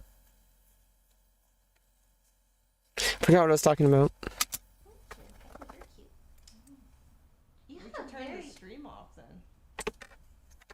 Yeah, like if they think it's annoying, they can just go watch someone else. There's I think there's millions, there's 800, there's several million streamers on Twitch. At any given time, there's millions of streams live. Why don't they go watch someone else if they want? Why don't they go circle jerk with their own kind? Maybe they'll enjoy it. Maybe they'll learn that they get to be themselves. You might be attracted to penises, you might not. You might be attracted to vaginas, you might not. Why does it matter to anyone but the individual? Just like that, why does my gender and my pronouns have anything to do with you? Is it really that hard just to accept me as a human being and say, hey, I refer to me as she, her, refer to me as Rebecca, it's my name. It's my pronoun. It's literally me. Why would you disrespect someone by completely dying on a hill of insisting that oh, she's actually a he, and insisting all these things? Why are you doing that? You can just shut up and just let me live my life and live your own life away from me. Default spot, a smoke for Naf, but a 2v5 in the post. Shiro comes in with 3 kills. Hey, Catherine. You see, so for me, I know a lot of people like gaming content on Twitch or YouTube and all that, but if I'm going to be honest, I pretty much tune out anytime I see video game footage anymore. I'm just not really a gamer. Some people really like it. I understand. Like, obviously, there's a whole range of viewers who only watch kind of gaming content, and that's their circle. But like for me, honestly, it's the IRL stuff. Like it's the just chatting streams. You know, it's like people just chatting and living their lives, and you know, I'm sorry, I'm parasocial, okay, and I'm trying to build a career hinging on parasocial connections, and I think I'm pretty good at it because I interact with my fans in a way that I think most people want, because I think a lot of people that when they interact with their favorite content creators, what they do is they want to talk to them and they want to feel like this person's taking the time to talk to them, and a lot of the time they kind of feel like they're just giving like kind of generic responses, or it might be a mass email or a mass response, or it might be on stream and they're talking to everyone, and maybe they'll read your comment, but like it's kind of like they're just reading your comment. It does feel good to hear your name said, but like if somebody actually talks to you and engages with you as a human being, that's really what they want. And yeah, if you provide as well, you provide, you know, either sexual or non-sexual content that they can also enjoy, that's good too. But I feel like what people really want and what they're paying for, and the reason why people are willing to pay like $35 a month for someone's OnlyFans, I mean, mine's not that expensive, but you know, some people charge like $35 a month, and they also have like pay-per-view content, and the reason why people want to buy it is because of that connection, or the imagination of a connection. It doesn't matter whether it's real or whether it's a fantasy. That's what they're buying. So you're providing that as a product. It doesn't matter. And yeah, it does it does feel a little bit like I'm kind of putting myself at risk, but just being alive is at risk, you know, like, in fact, like there's always a chance that like a nuclear bomb could just fall on my house at any moment. It's probably not going to happen, very unlikely, but it could happen, you know, and that would suck. I'd probably feel nothing and probably wouldn't even know it happened, but it would suck because I want to live. I do not want to die. I want to live a full, happy life, connecting people, educating people, improving, leaving the world a better place than when I left it, or at least attempting to. Naphany's gone down. I mean, leaving the planet a better place than when I got here. Not when I left it. He's looking for the ace. Nap puts his head because I haven't left the planet yet. On a present, and Stewie 2K peeks. Maybe I'll go to Mars. No, that would suck. Into his own demise. It's all fine. Unless it didn't suck. If it didn't suck, I would go. Like if it was just like Earth but better, then yeah, I would go. Or if it was just like Earth, maybe I would go. But like, you know, if it was just like Earth, why would I have a motivation to go to Mars? Unless, hey, how about we put all the Republicans and let them go to Mars? Give them a free ride to Mars. They live in their own colony with their church. And they can just leave trans people alone. And in fact, if anybody wants to leave the planet, they can do that for free too. Because they can come back to Earth where, you know, we accept people and we let people thrive. Maybe those crazy conservatives, they can all go to Mars or something and they can have their own little colony somewhere. But there needs to be some regulation. If somebody is like trans or gay and they're getting hurt there, they should be able to. You should always be able to seek asylum out of there. There should always be a process. There should be a fail-safe that, like, you know, it would be legal. Like they have like a beacon that somebody can press on an app or something, and it would connect you with like the Earth Federation or whatever, and you know, United Earth Federation, not the UAE. The UEA, United Earth, UEF, the United Earth Federation. I don't know what we'd call it, or Interplanetary Earth Federation, Interplanetary Federation. How about we call it that? The IF, interplanet, because we're asking the question, what if? International Federation of Planets, because, you know, there has to be regulation, because if somebody is allowed to have their own country, basically, like if all these evangelical Christians want to start their own country, but they could do it on Mars because there's more space there, so they could start their own colony of people and like just have their church, and you know, the thing is like there should be a legal repercussion if like they deny people, like if they trap people there, like if they imprison people just for wanting to escape, you know, like that's wrong. That sounds wrong. I feel like everybody should have the right to like choose like what country they live in, and I feel like this whole like gatekeeping of where you live and in what country you live in should be like abolished. Like we're a united planet. We're all human. Hey Devanshi, welcome back. We're just watching some clips and we're gonna play some chess after. Oh yeah. What? Talk to him, Nathany. Let's go. They recovered that. No armor purchase up. You still expect to win, of course, if you're Team Liquid. You fucking suck. What the hell? Trash talk. Bomb to the default.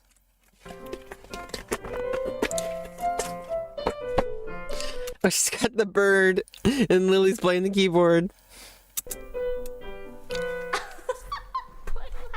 Oh, she's a chocobo.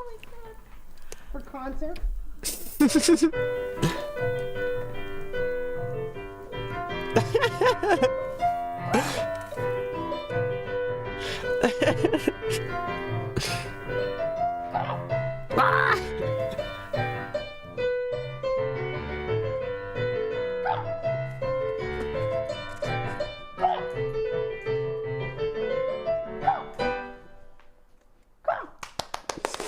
That was amazing. You caught. That was so It's so funny when she wears the bird thing. funny. This is interesting pants she's wearing. They look like Britney Spears pants. There's no, like, what am I supposed to say? There's Sorry, no way to it's lie just about that because it looks like a vagina. I was on the fucking front. it. That's what happened. Oh, this one was supposed to be loud. Let me turn it down. But I was fucking it. I've never seen a flashlight. I didn't get one of those until I know what they COVID look like. because I was on a dry They have spell. like the lips outside. So this is the one that I have now. Just kidding. It's a cork. Oh, it's a corkscrew. No way. Yeah, it's a corkscrew. Look at this. Look at this. Watch. Wait, what is that? It's an automatic corkscrew. Well, it's definitely not a flashlight. I've gotten so many people with this one. Oh God! Don't put your dick in there. There's no. Don't put it in there. Whatever you do, don't put your dick in there. I guess that one was loud. Where? Corkscrew. Look at this. Yeah, it's a cork. Oh, it's a corkscrew. So this is the one that I have now. Just kidding. Maybe that's not the loud one. Right. Oh, this is the loud one. Alexa, change all lights to burnt orange, please. Wait, just a second. Okay, yeah, this is the loud one. I don't know how to set all Fucking the lights useless. to that setting. Fucking useless. Oh, you can set Alexa to have a more masculine voice now. You can change the spectrum of resonance. So it's because it's like it was kind of a thing. Like people, like, you know, first of all, a lot of people are like not naming their kids Alexa anymore, and I feel sorry for anybody who has the name Alexa, because like anytime somebody says their name, it's gonna trigger somebody's Echo Dot or whatever. And like, but like, there was also a thing of like, it's kind of furthering like it's pushing this idea that like secretaries, like people who are your personal assistant, are like only women, and that like it's like somehow seen as some kind of subservient role. It's like, well, first of all, it's a machine. Second of all, if it was a person, like maybe they want to be like a secretary, like that's they want to be an assistant, like that's what they do best. Anyway.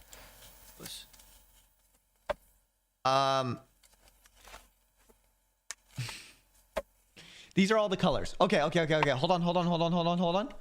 Alexa color list. All 123 listed. Which phone number? Alexa, no! Right? Oh God. Yeah, see, that's the problem with Alexa and stuff like that, like or whatever, Echo Dot or whatever it's called. That's the problem. Is like a lot of the time, like you can't really control like the air, like the way that the air flows through the air is going to be different depending on the room, and that can change depending on like, you know, whatever. So there's the air, you know, the sound has to travel through the air, and the thing is like obviously you can improve the microphones and you know, stuff like that, but like there's only so, and also you have to be able to recognize different accents. You have to recognize, and obviously at some point machine learning could probably figure that out. I mean, imagine if you just set a a machine learning algorithm to just like watch every single Twitch stream, and that's probably is what's happening. I'm pretty sure Amazon is learning like from Twitch streams like how to differentiate between human voices and others, and like different words and different accents, so that you like they can better train the algorithm, the learning algorithm, to like be able to learn somebody's voice commands over time and just continually refine it as you train it. But the problem is that's never foolproof. And so like every time you ask like a sound command, and this is the problem at least at the moment with current technology, but it's the problem with why we can't have like in Star Trek they have like the computer is all voice command. The problem with that is that like, well, how do you differentiate if you're asking the like, because they like ask computers, sometimes they hit their badge, but like how does the computer know what they asked? How does it know what when they stopped asking? How do they know if like, I don't know, it's like there's a lot of things, and obviously machine learning and obviously humans need to be present in the selection process, because it needs to be audited, but that's like millions and millions and millions of data points, and it's like you need a lot of people to create a machine learning algorithm that can actually detect like human intentions, and so it's like you can try to train it, and maybe it's possible, maybe it's not. We'll see, but it's probably very likely that Amazon has like a machine learning algorithm ingesting all of the Twitch streams that go on every day. You could never know, and maybe it's training an AI that's probably going to like cure COVID or cure AIDS. Who knows? I don't know. Alexa. Okay, now. So anyway, that's it for LSF for now. I think I'm going to take like a few minutes of a break, and then we're going to play some chess. I'm going to put some music on while I'm gone. Oh, is OBS crashing now? Okay. It's because I opened chess.com and tried to alt-tab at the same time. Oh, God.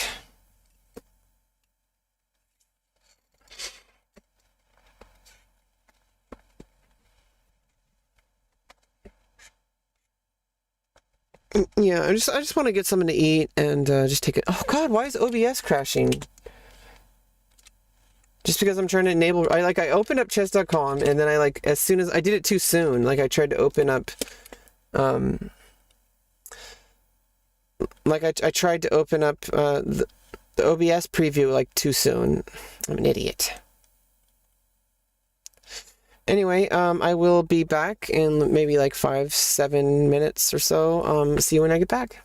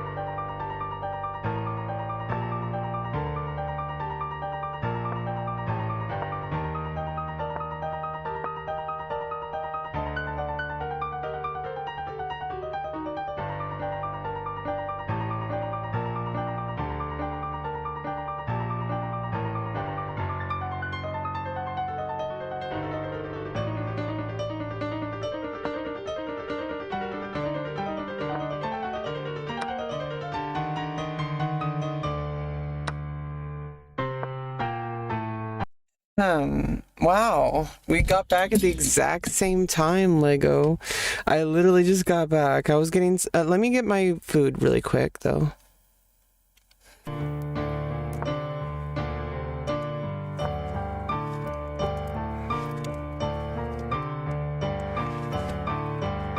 Okay, how about that? Is that okay? Is it acceptable? Is it an acceptable angle?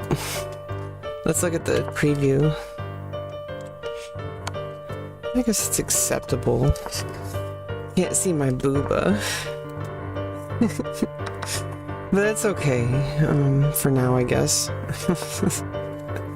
Yeah, I don't have to always be showing my booba. I don't know why people expect someone to always show their booba just because they did one time. You know, maybe you should learn.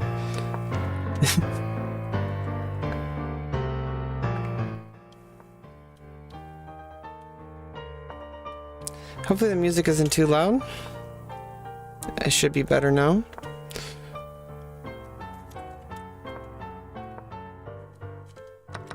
Okay, close the previews. Booba, respectfully. Exactly. You have to add the respectfully part. Respectfully, booba. Yeah, I mean, I feel like it's, you know, I do have a responsibility to keep myself, like, in check. Like, kind of like in chess. I mean, you know, having breasts is a responsibility. Just like, of course, like, with people with penises, there is a responsibility to, like, make sure that people don't see you with an erection. So, that is a responsibility that people with penises have. People with breasts have kind of a responsibility to, like, I don't know. I don't know if there is a responsibility. I mean, I think it's just personal taste. Some people, like, it's like you don't want them just bouncing and jiggling around. That's mainly it. It's because, like, because when they're bouncing and jiggling around, like, it's just kind of like, you know, I'm just trying to focus on going on a walk, not going on a jiggle. You know, so it's like I kind of like wear a sports bra or something to keep everything connect. Like, I don't know. The thing is like, it's one of those things. Like, obviously people, there are a lot of people who are testosterone heavy, who have breasts, you know, because of any number of reasons. I do feel like sometimes, like, my dysphoria makes me feel like, you know, it's like, oh, they're not real breasts, they're man boobs. And I'm like, no, they're not man boobs. They're nowhere close to man boobs. After myself examining them thoroughly, and still examining it. But you know, it's my body, not yours. I can do what I want it with it in a reasonable way. Obviously, people's definitions of reasonable may be different, but there is kind of like a common, like, there's just certain things you don't do in public, you know? Like, I'm not gonna come here and start pooping. Like, that's not something that we're gonna do on stream. No. We're not gonna poop. Nope. No boop. No poopa. Maybe booba. Maybe booba. No poopa. Maybe booba. No poopa.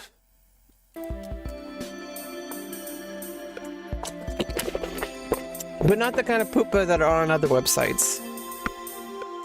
Let me turn off auto watch top game. What I wanted to do was I was gonna look over like a Magnus Carlsen game.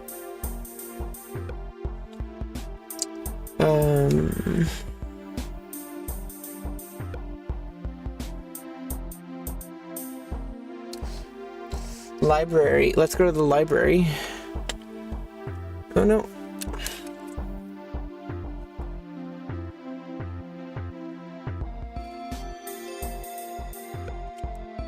No collections? Master Games Database. There we go. Kasparov, of course. Let's look at some Magnus Carlsen games. I haven't looked at Magnus Carlsen games in a very long time. Let's just go with newest first. Let's just do these 1, 2, 3, 4, 5 games. Okay, so here we go. This is Magnus Carlsen versus Wesley So.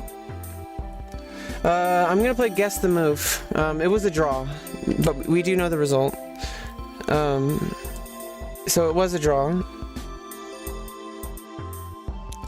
Make myself a little smaller there. Okay. Okay, so I'm guessing E4.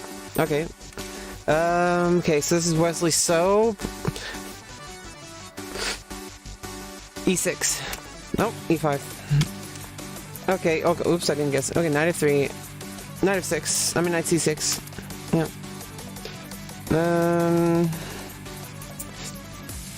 Let's see, bishop B5.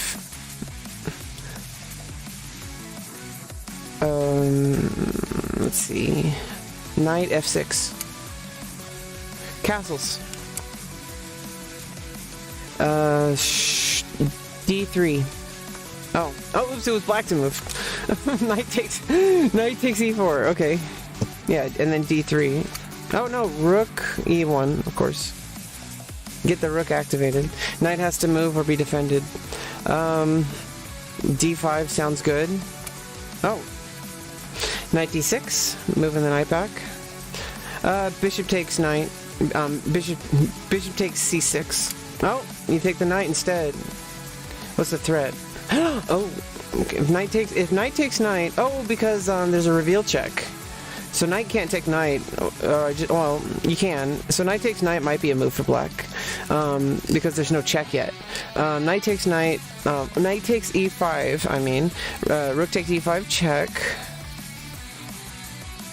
and then bishop E7, getting ready to castle. But still D6. Alternatives are, of course, A6, and then just bishop takes knight, and then knight takes knight check, and you lose a queen. So obviously you don't want to just play A6, because then the knight's going to give reveal check, and you're going to lose your queen. So the only move is knight takes E5. Oh, or no, you just play bishop E7 as just to put an end to it entirely. Now there's no more reveal check. A6 can now be played next turn, but that does give white a tempo. You could just take the knight right away. Knight takes C6, attacking the queen and bishop. Bishop is also pressured by the rook, which is on the same file as the king, on E8. So, and you wouldn't be able to. Oh, yeah. So knight takes. Oh, yeah, that would be forced. Knight takes C6. You would lose a queen if you don't capture. So you have to capture with, I think, B takes C6, and then yeah, then it's like you have to move your bishop back to A4, I think. So I think the move would be here. Either do knight takes knight or play D4, I think, or maybe even knight C3, just continue with development. So I think here, I wouldn't want to start with the bishop taking the knight. I think I would I definitely have a forced line. If I play knight takes C6, it attacks the queen. I don't play knight takes C6. Oh, just bring the bishop back home. Okay. Okay, regroup. Because if the knight takes knight, rook takes knight. So regroup.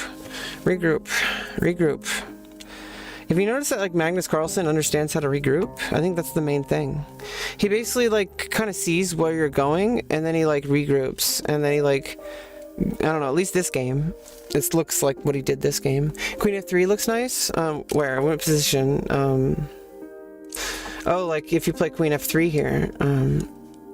Queen f3, it's attacking, of course, f7, which...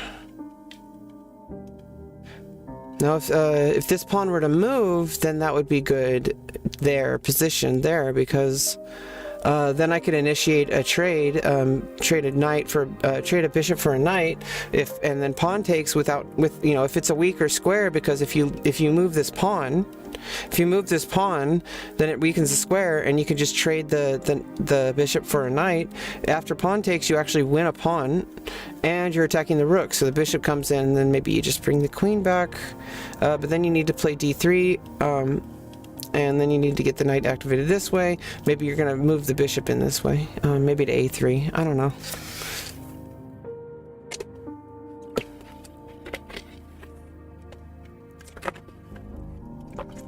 But that's neither here nor there. That may be faulty logic. So here, queen f3 would be interesting. But oops, knight takes knight. Okay, rook takes knight. Okay, now where is black to play here? Knight is kind of awkwardly placed in front of the pawn. I would feel very confident playing the white pieces here. However, rook is kind of exposed in the center, kind of unnecessarily at this stage of the game. Bishop is kind of stuck for black. queen is kind of stuck, so you have to play the c pawn in order to get the queen out of there, or you have to move the knight and move the d pawn, which is 2 turns. So 1 tempo, 2 tempi. And also there's nowhere to put the knight without getting captured by the rook. Oh no, you can play the knight to yeah, there's nowhere to play the knight without getting captured. So the knight has no moves that are decent, because you don't want to just lose a knight for no reason. Obviously you could argue there might be a reason, but that's usually closer in the end game where you do that, like towards the end of the middle game, I guess. That's my guess. Okay, so black to move here, you could probably just castle. The queen's defending the bishop. You kind of gonna take a few a few turns to prepare like where the queen's gonna be positioned and where you're gonna put the light squared bishop. But I think getting the king out of the pin first and foremost probably the best. So I think castle's here. Okay. Okay. Bishop can't really go anywhere because of the knight. Knight's not pinned or anything like that. Queen is stuck defending. I believe black is probably going to play rook e8. So I need to do something with the rook. Might need to head all the way back to e1. I don't think that's necessary at the moment. Could just play d4 and get a centralized pawn, taking it, having a space advantage. Knight is already stuck, so knight is basically non-existent on the board at the moment. It's just occupying a square that's actually making it awkward for the d7 pawn. And it's also making it awkward for the bishop and queen, because that pawn was crucial to occupy the center. However, white does have the disadvantages of having the rook in an awkward position, and also having not so much of a lead in development. But I also feel like the positional implications of having the knight on d6 in front of the pawn may somewhat justify it. So I would think d4 right here. Oh, okay. Defending the rook. Obviously there's 2 pawns that could potentially attack the rook. Yeah, you could just play f6 right here, but then it does expose the king. So that's like, it's not really an option, but it is there. It's good to understand that. I feel. I could just double up on the rook and just play f4, and that gives me a chance to get some more space advantage, because making my temporary advantage to a permanent advantage. So I need to make sure I can move the rook away from e4, because as soon as you know, making sure the knight doesn't really have mobility. Maybe I could play the bishop to f4 next. Maybe there's some kind of reveal trade that can happen. I don't know. So that's probably what white wants to do. So from this point of view,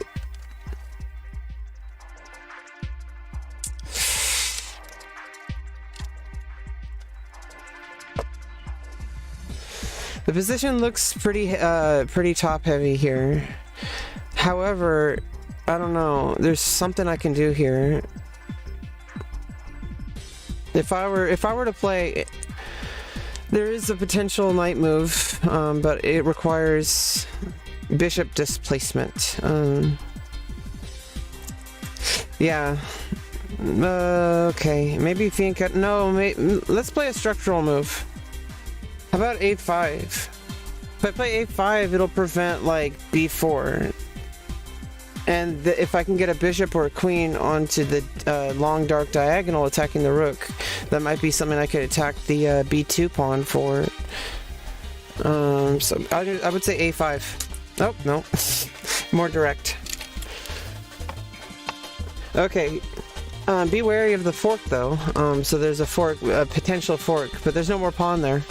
So it does kind of cut off some exchanges, because you don't want like a pawn from the C file ending up on the E file. I mean, on the F file ending up on the E file.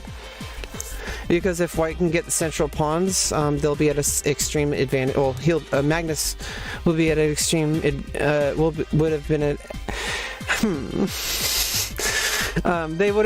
White would have been at an extreme disadvantage. I feel black would be at an extreme disadvantage if you allow the F pawn to get to the E file, which would happen if the knight were somehow able to do some kind of trade on E4, which is not really there at the moment, it seems. So obviously bishop F6 threatens the rook. Rook has to move. I do not want to lose a rook unless I can achieve checkmate, which it does not look like I can. There's not enough pieces out there towards the king side. So So, Wesley, yeah, move the rook. I could get it on the H file. Maybe I can play rook H5, and if G6, I play rook H3. Somehow I need to get that pawn away from H5, and I can get my queen onto H5. Do you consider Wesley So to be the next challenger? I feel like everyone who's up where Magnus Carlsen is, everybody up there is capable. Now, whether or not they are in a position to qualify themselves for world champion contender, that's up to the individual. But I feel like they could all potentially be up there. Magnus Carlsen has maintained it, but Garry Kasparov maintained it for like top rating for 20 years. He calls it an eternity. But Magnus Carlsen is still young, and he does what but in the end, he's going to do whatever he wants. Who knows? Maybe he's going to start like some kind of basketball league or something. Maybe he's going to help school children with paying for college and stuff. I don't know. Magnus said he won't play championship unless Alireza is his opponent. I think Alireza, I think he needs to take some time away from bullet chess. Alireza should probably play more like rapid, like 15-10, or even just playing more like if he was going to continue his stream, he should only study and play longer games if he wants to be his opponent. But then he gets his preparation exposed. So it's like you have to weigh the options, I guess. If you expose everything, then it's like you're exposing nothing. If you can think of it that way. Maybe you just expose all of your studies. You put them out there in a free downloadable format that you can actually download an app for 99 cents. No ads ever. Works for lifetime. Works offline. You don't need to sign up for a newsletter. Nothing like that. I don't know. You'd have to ask Magnus for that. I only know my own life. I want to play a lot more classical chess. That's actually one of my life goals. It's actually why I'm trying to make a living, and why I'm trying, because I want to have a living where I can, meet people and play chess and be involved with the community and do lots of living. I want to live. And so chess is life. If you really treat it like it's like this video game kind of meta-analysis thing, that's your own thing, that's up to you. If you treat it like it's Warhammer, I'm a nerd. I totally get it. I played Magic the Gathering as a kid. I get it, okay? At the same time though, I forgot what I was talking about. The page place? It takes training. Basically what you have to do is you have to treat it like an event. Like when you go to a party, do you just dance the whole time? Or do you take breaks to go to the bathroom? You walk around a little bit. You might you can look at the position in your head the whole time. I mean, at least I try to. I try to remember the key positions every time I walk away from the keyboard, from the chessboard. And it's a musician thing, I think, because I can visualize things in a different way. I feel, also because I'm autistic. So I don't know if anybody else can achieve it. Maybe other autistic people, but maybe not. Maybe just other people in general can probably learn it in some way. But stop looking at my boxes. Yo. Yo. Yo.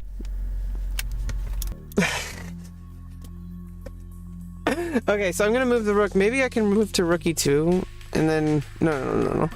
I think rook h5. Oh no, you move all the way back to rook e1. Okay, so you want to maintain the e file because there's no pawn anymore, and you don't want black to get control over e4 or e5. I mean, that would be what I think. Black to move. You could challenge the rook and offer a trade after rook takes e8, queen takes e8, but the thing is the rook already accepted the loss of tempo, so by offering a trade, you're giving white a chance to to basically like give away that piece that you use so much. Like you basically already used that piece so much, you're okay to trade it off because they only moved their rook that one time besides the castle. So it's like you're basically your piece for black is more valuable than the rook there. I mean, obviously they're valuable. They're both valuable. You don't want to lose them, but it might be valuable to trade them off if black offers an opportunity to trade. And I think that white might be doing better there because then you're kind of controlling the way the board's moving. At the same time, you do give up the e-file because the queen will occupy e8. So that might be good for me to for black to offer the e8 the e-file if you really want to do that. So rook e8 might be an option, you know, now that I look at it. Obviously somehow to like, you know, create structural imbalance, doubling up pawns or anything. Is it possible to play c5 just yet? No, I could play b6, fianchetto the bishop, or possibly play a5 followed by bishop a6. So obviously there's a danger of d5 being played. So if b6 d5, there's a risk here of fianchetto captures, and now there's no more central pawns though at that point. And I have a c pawn here, and you know, something like that. So I think maybe b6 might be a good preparation. Eventually getting the bishop here, but like probably just hanging out here for a while. Maybe something like this, get the queen here, but that's too many moves. So I don't know. Trying to get the bishop out there I think is important because the pawn's blocking, and there's not really any options to move out here anyway because then this is a bishop and not a knight, and this is a knight, not a bishop. This is a, like this is a. They're in squares that are usually occupied by the other one. Okay, maybe that's what it's like to be trans. Okay, moving on. So how about I just play b6? Oh, okay, so I do offer the trade. Rook takes rook, queen takes... Oh! I guess not. Let me see it from white's point of view here then. Okay.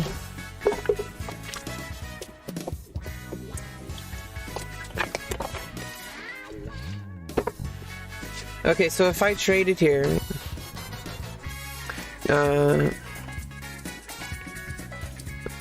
queen takes, black is not obligated to trade here after the queen's there. Oh my god. I could see like bringing the bishop out. I don't know if I'd be very motivated to trade, so I think this is for a different reason, possibly trying to get trades going here. But I think what you want to do is you want to bring the bishop back and then bring the pawn here to f4, get the king over to h1. I don't know.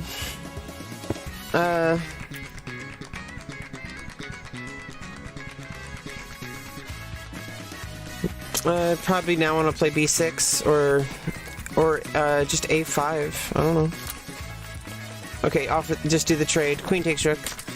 Okay, and then whether or not, how I'm gonna. Okay, so b6. Okay, I'm gonna say it again. b6. Oh, bring in the. Okay, I see what's going on. Okay, you're gonna play d5 next. That works. That works.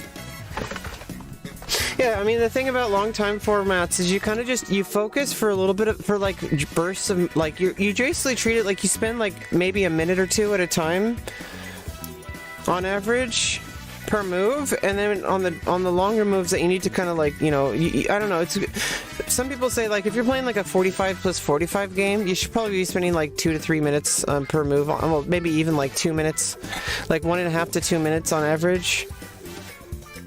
To use up time effectively and to make sure that you have enough time to do a deep think if you need to. And so I think it's good. Time management is really important, and you have to like remember that like you don't have to focus on the board the entire time. In fact, it's probably a bad idea to maybe spend. I mean, obviously, you might be able to spend a whole hour like on one move.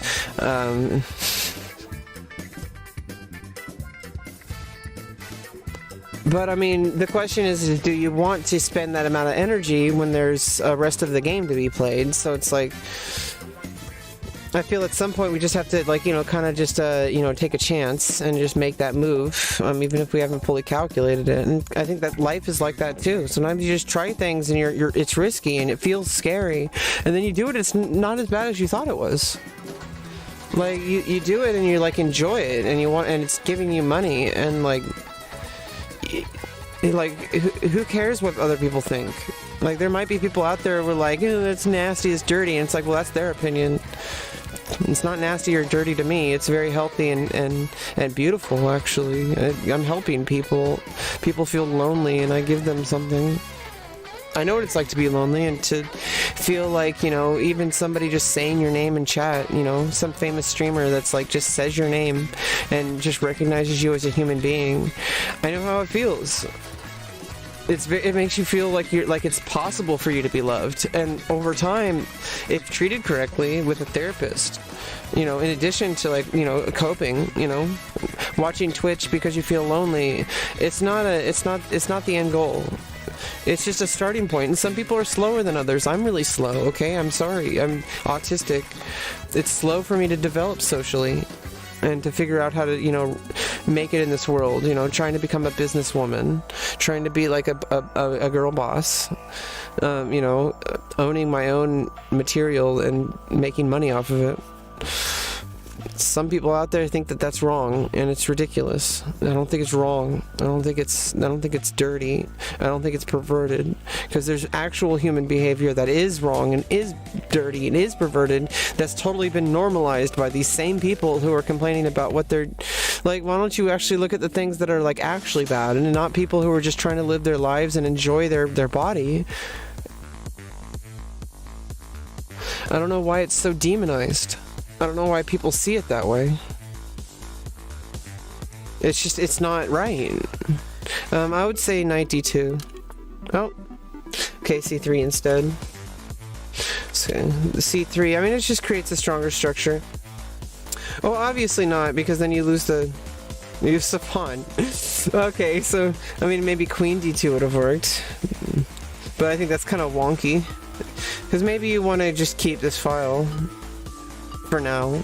So I think, you play C3. Defends the pawn and also creates a nice structure, and white has a huge pawn structure advantage compared to black. But I mean, I don't know, it's still early on in the game, so it's like still, you can't really tell. I mean, it's the difference between the pawn structures. But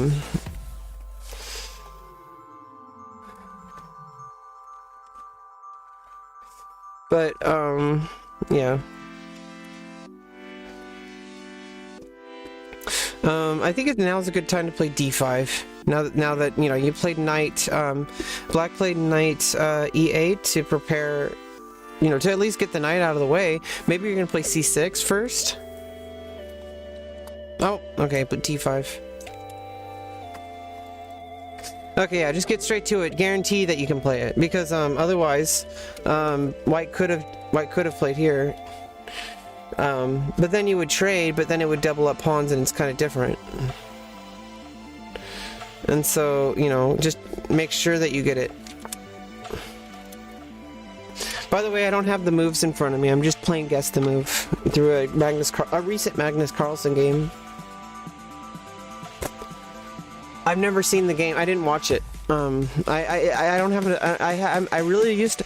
Okay, back in like 2013 and like 2019, 2020, I got really into watching chess matches. It got so much that I couldn't work on my own content, and so it's really hard for me to follow along. I can look at the games on my own stream, of course, like what I'm doing right now, just studying the games. And I think that's a better way to give tribute to these players, because we still look at Gary Kasparov's games, we still look at Bobby Fischer's games, people who have died, who are a part of chess history, which all those top Hikaru, like Botez sisters, Hikaru Nakamura, and like Levy, Gotham chess. you know, like all these other chess streamers, they're part of chess history now, and it's amazing because they continue to do great things. The coverage of the World Championship was, I mean, like, obviously people got weird about political things. Chess is innately political because it's an international game. At the same time, we have to remember that there are rules of decorum, and, like, obviously, like, it's one thing to say something on your own stream, you know, which was what she was doing. It's another thing to, like, go on somebody else's stream and, like, steal their microphone and, like, try to take their thing, you know, against their wishes, you know, like, that's different. They weren't inappropriate at all during the press conferences. In fact, I think they could have asked more questions. It's interesting, as Andrea asked, how's the knight move? But if you really think about it, do we really know how the knight moves? Do even chess engines figure it out yet? Because, like, you know, we need to figure out the path for the knight and how many turns it takes to get something. So if I wanted to attack that pawn with a knight, if I had 1, 2, 3, 4 moves, if I could make 4 moves in one move, that's what I would do. Oh no, if I was defending that. So, like, let's say I could play the bishop here, play the bishop here, and then play the knight here, play the knight here, play the knight here, and then capture, because now the bishop's defending. And then, you know, the queen can't take, and I would win a pawn. So, I mean, that's good. I think it's good to visualize that, like, knowing how the knight moves. But, like, the knight moves in conjunction with the other pieces as well, because you need that bishop there. And in order to move the bishop there, you need to move the pawn. And it's like, I wish I could translate my chess knowledge into actual winning, but at the same time, I feel like I have to, like, kind of just get started, try to win, and then like eventually, like, you start winning, and it's like, you know how it feels, and then you try to do it again, and then you try to do it again, and you try to do it again, and it gets better and better each time. But, like, if you don't even try at all, like, because you're like, oh, I need to do it under the right conditions. But, like, you're never going to have the right conditions because your brain is incomplete. You don't have complete knowledge. So, yeah, maybe just play, I don't know, knight a3. Oh, no. Bishop d3. Okay, just... Maybe the queen's going to come over. In 3 moves. Maybe. Plenty the black can do to prepare for that. First of all, the bishop's already defending. But it does keep the bishop away. Good morning, Compicore. Good to see you after so long. I'm so sorry if we've ever fought in the past. I'm so sorry that I treated you rudely in the past. If I did. I'm welcome back, my friends. I was a little bit too involved in your personal things, and I think it's just like you were talking about something in the chat, and I was being kind of rude and kind of interrupted you. But, you know, it was my chat, but at the same time, you know, you think a lot of things have happened since we've seen. I'm going to be getting my bottom surgery consultation, at least in February. I'm having my orchiectomy very soon. I already had the consultation. You know, just to give me some time to prepare. And, you know, I'm getting laser removal soon to prep. And I'm also having my facial feminization consultation in March. January, February, March. Like, only like a few weeks after, like 2.5 weeks or something after my bottom surgery consultation. Yeah, I know, I'm really excited, but at the same time, I'm, like, really buckling down because I have absolutely nothing except for, like, I think I have therapy today. Yeah, I do have therapy today, but, like, I don't have therapy for, like, the next few weeks because of the holidays.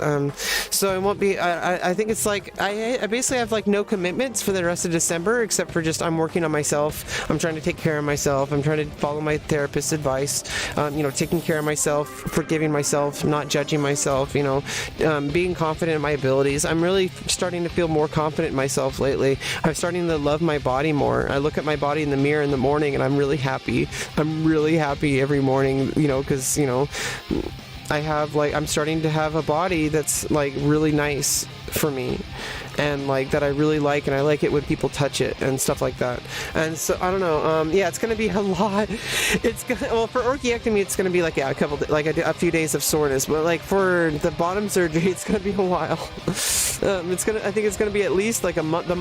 From what I've heard, like the first month is the hardest, and then like obviously from there it's just like maintenance and just kind of letting things kind of settle down. I hope that I have some questions for the doctor. Like, you know, for example, I want to ask like when will the clitoris be safe to be touched? And you know, there's something like that. That's a reasonable question to ask a doctor. I could ask other trans people, but like, you know, it's best to ask the doctor and listen to the doctor's advice, because the doctor has experience treating patients and knows the outcomes and stuff like that. And you know, there's probably follow-ups, you know, later on to just see how things are going. But I need to ask the doctor that, and then I, you know, keep notes. I've been keeping notes lately. I'm really kind of proud of myself. I'm treating my real life more like I was treating chess, and it does mean my chess has kind of suffered. But then I'm starting to enjoy chess again. I'm starting to actually come to the game and be like having fun, but like it does kind of hurt my brain. But that's good too, because then it's like doing a Sudoku or something. Like if I just treat it like a puzzle that I can do, you know, just every single game is a puzzle. It's like a Sudoku. It's like Yu-Gi-Oh, you know. It's like Magic the Gathering. It's like whatever. It's like League of Legends. It's like Valorant. It's like Fortnite. It's like every game ever made. It's there's a reason it's like an 1,000-year game, you know, in some form. And it's probably been existent longer since the game of Go, because Go probably has been invented like 2,000 years ago, if not like 4,000 or 5,000 years ago. Games of checkers and stuff like that have been like 5,000-year history. There's like so many variants of checkers. I myself trying to build better daily habits. That's good news to hear. Oh, somebody yesterday wanted to play checkers, but we ended up playing just chess instead. And we played 2 games of chess, and we were going to play checkers, and we never did. I think I forgot. I'm pretty sure they forgive me, but I feel bad for letting my viewer down. We were gonna play checkers and we didn't. If by the way, if anyone ever wants to play checkers, just ask. Okay, if you ever want to do anything on stream, like if you ever just like want to play a game of chess or just play checkers or whatever, like just don't be afraid to ask. I may or may not have the game installed, but you know it doesn't hurt to ask. You know, if you ever want to play a game with me, and also sometimes I really don't feel like playing a game. I'll give it an effort, but like sometimes I really don't feel like playing a certain game. And I might say like, oh, let's re-roll the dice, you know? Maybe another, like, what would another guess be? Like, if he gave you a second chance to think about it. Like, I don't know, like I do, okay, I think C6. Oh. Okay, that gives like some escape squares. I don't know, maybe you're gonna move the bishop back and then move the knight in? That'd be interesting. And then move the pawn forward. It keeps your king safer, I guess. I don't know.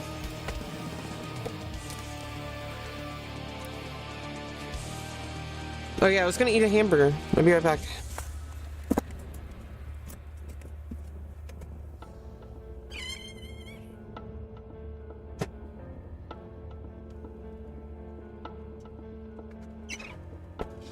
Yeah, I just had to heat it up in the microwave a little quick.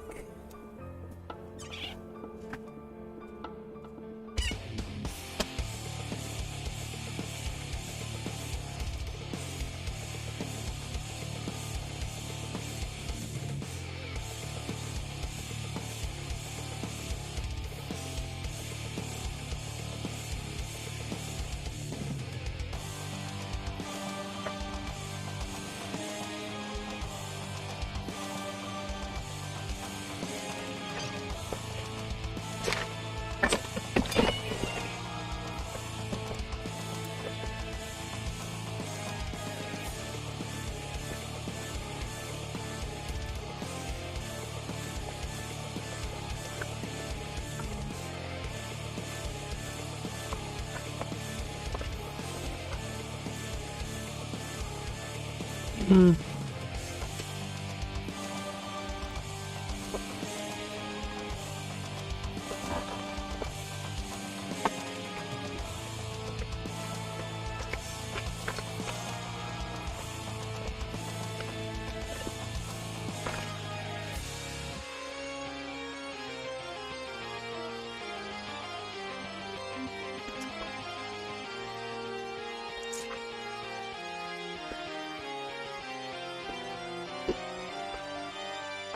Yeah.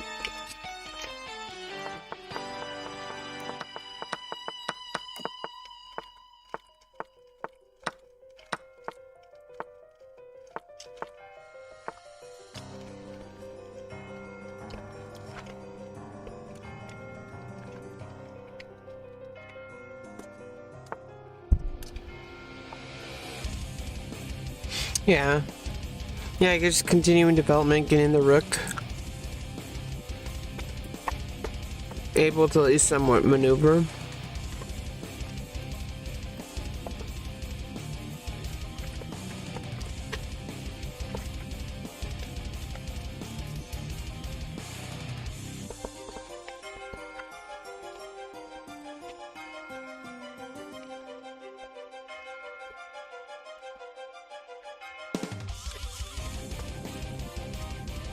Okay.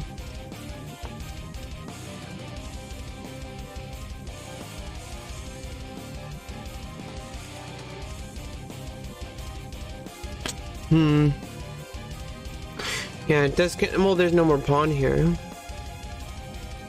But there is a pawn here.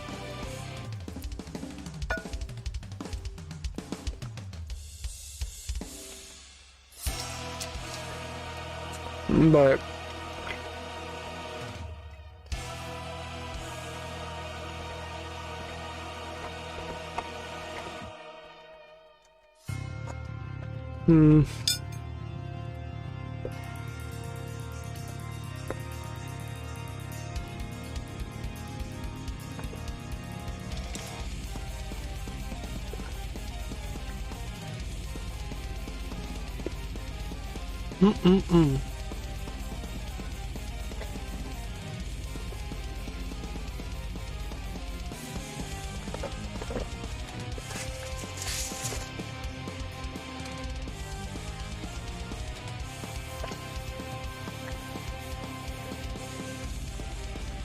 That was good. I still gotta try your chicken parmesan recipe. Combicore, you gotta share your you gotta share your chicken parma recipe.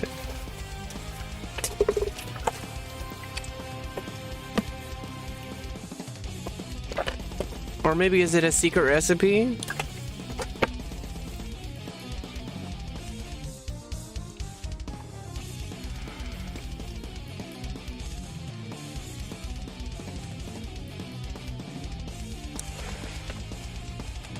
You like to make your tomato sauce pretty spicy? I don't really know what chicken parmesan is. Like, is it have like tomato sauce and stuff?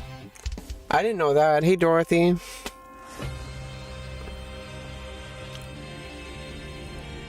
Maybe bring the queen up so you can double up. Nope, bring in the knight.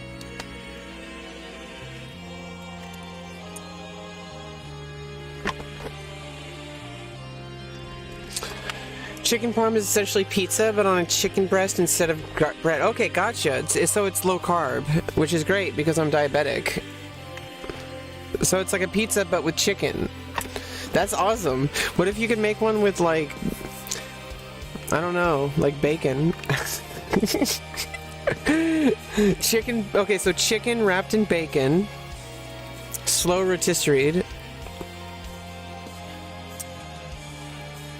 With melted mozzarella and parmesan,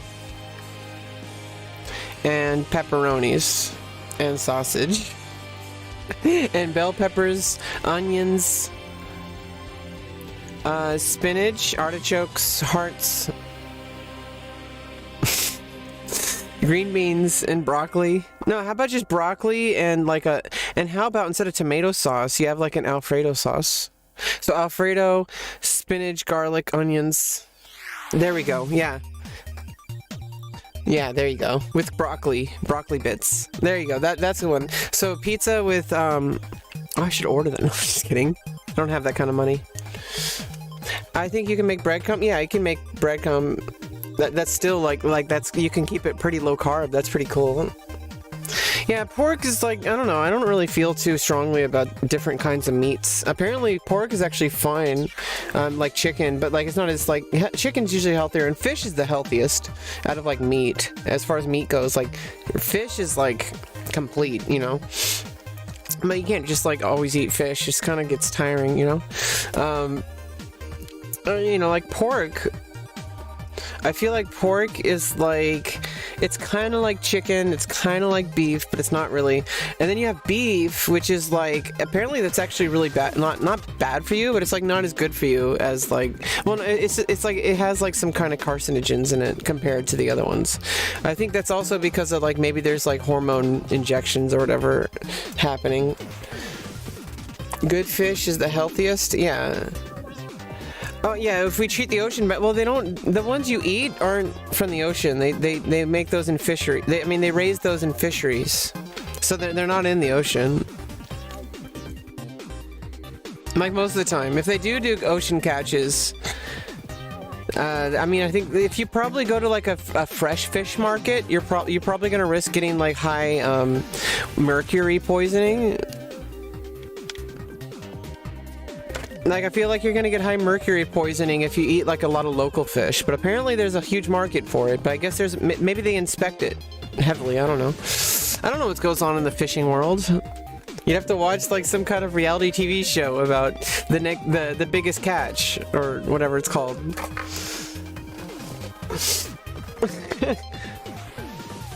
Streaming on whatever platform it streams on. I'm having so much fun lately. I'm really enjoying just playing my streams lately. I mean, just running my streams lately. Oh, this is from Super Mario Land 2. I love this. I love this song. I love this song. Should I buy some land at some point? Yeah, I mean, that would be good. Like you wouldn't have to support any kind of like farming that you don't approve of if you do it yourself. I would love to do that, but I would want to. I don't want to do any of the labor because I can't. If I have to be in charge of it, it's not going to work. I would get someone else to do it. I would like pay somebody who wants to do it. Like somebody who their whole life has been to like tend to a farm with like a team of people who are like their best friends. And they have like a whole life to themselves that is separate from mine, that I have nothing to do with because I just employ them. So it's like I'm not involved in whatever they're doing. I just give them money. See, that's the kind of goal I want. I want that kind of life where I'm actually like able to do things because I have monetary value that I can give them. Because it gives you a lot more options in your life, because sadly the world is set up that way where you need to have currency to, you know, be entertained and to enjoy life with people, because most things are not free. I mean, the best things are usually free, but you know, like, you know, time with a loved one, that's not necessarily free though. You have to expend the energy to like get two people together to talk, you know. It's actually a lot of work. There's a lot of work involved. So some people it happens very quickly, but it's still a lot of work. Once you do it, like it gets easier each time. I think anything does. Maybe some things get harder with time as you get older. Oh God! But what if we solve aging? That would be crazy. What if we all looked like we were in our like 20s and 30s, and every single human for the rest of time never looks older than 20s and 30s? That would be kind of interesting, wouldn't it? I think Kurt Vonnegut wrote about it. Or no, was that Kurt Vonnegut? Was to be or not to be or not to be? And it makes sense. It only makes sense once you've read the story. It's like to be or not to be. It was interesting. It was just like an interesting like kind of idea. So like if people don't really age past like 20 or 30, like mid-20s, like how would society be? It's like we judge like, you know, how society is based on like how people like appear. Like we say like, oh, that person's an old person, or that person's a young person, or we say, oh, that person's black, or that person's white, or we, you know, that's what humans do, is we label everything. And it's kind of, sometimes it can be a little ridiculous. Like when people like have like 20 different designations on their profile, on their Twitter profile. You know, obviously I do pronouns. I put it on my location because I'm located in that part of the spectrum, is the way I see it. I'm in the she/her pronoun spectrum. Some people think differently. They try to, people use social media to try to represent who they are. And I can understand there might be personal reasons. Maybe they're weird to you. Maybe they're weird to me. I don't know. Maybe they're weird to the other people. I don't know. I would say, like, if I want to be kind of active, I could just go for that, you know, long idea of continuous C6. But I also think there might be something to be said about kind of forcing the queen to defend here. Because if you don't, I take the knight and it exposes the king. So I think bishop g4. Okay, bishop f5, offer a trade, and it gets the knight out. Okay, there we go. That makes sense. It's kind of fun. I really like looking at like grandmaster games and just playing guess the move. I really like. It kind of sucks when they tell you the result up front. I wish they hid that from you. It would be nice if I guess I could request that feature from chess.com. If enough people request it, they might add that option, or maybe I can already do it. Let me look at the settings.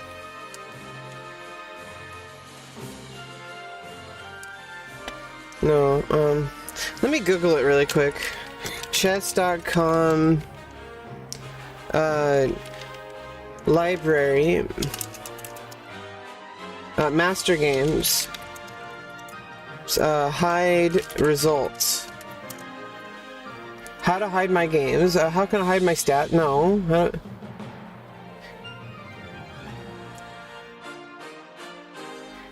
Can I hide results in the events section?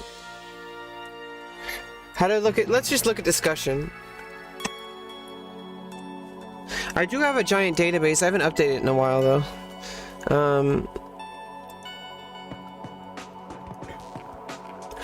Okay, yeah, I don't think there's a way to hide game results. I'd have to like, I'd have to actually, okay, what I can do is I can make like an extra window in Chatterino. Let's do that. Let's do that. Let me make an extra window, like pop out a window.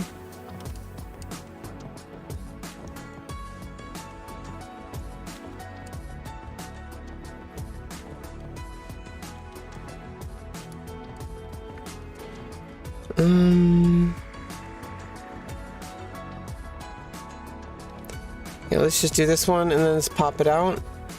Wait, how do I pop it out? Okay, here we go. Control N. Okay. But I can just put that there and I can use the always on top. I can use the always on top, like the always on top little app I have. And it hides the result. And all I see is Chatterino 2.322. But I need to launch always on top.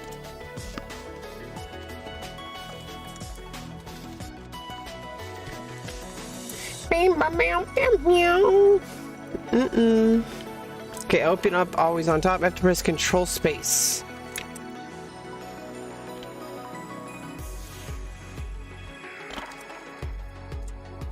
There we go. And click on the window. Control Space, and it should stay there. There we go.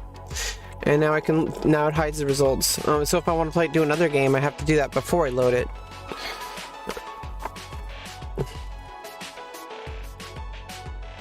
It probably shows the results in the it probably does show the result.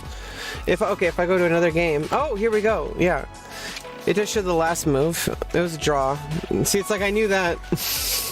What about this one? Looks like a draw.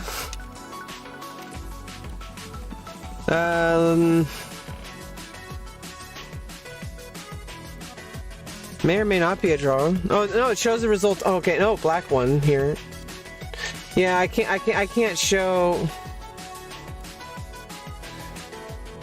Let's see. Oh, I'm done with that. Let's go play my own games.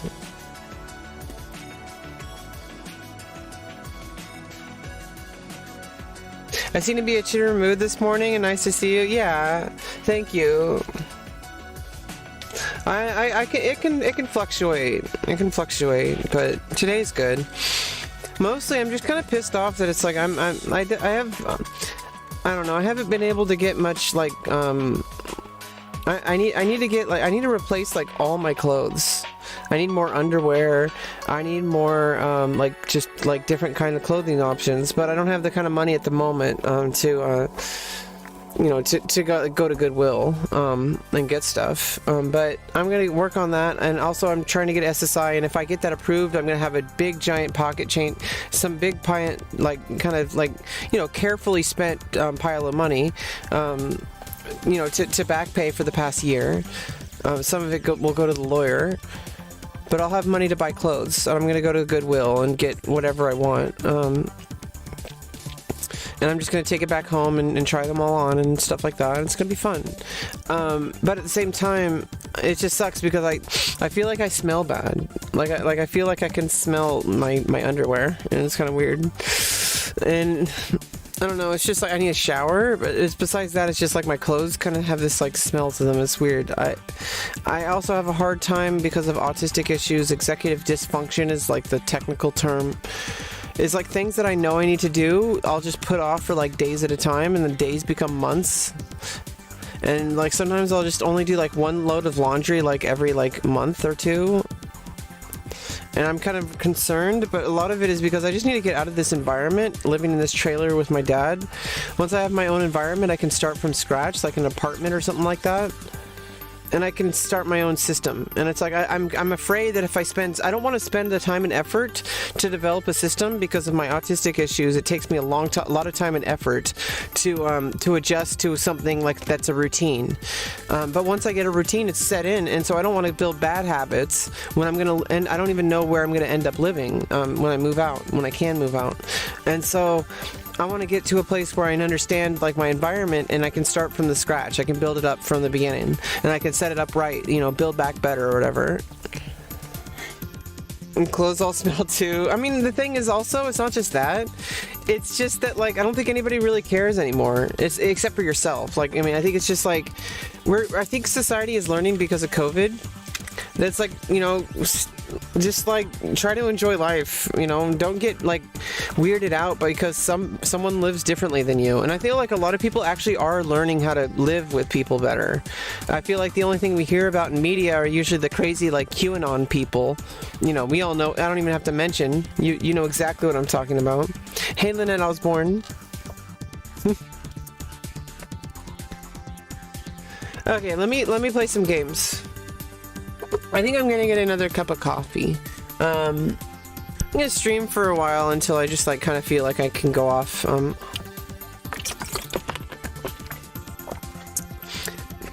I don't know about that, compy.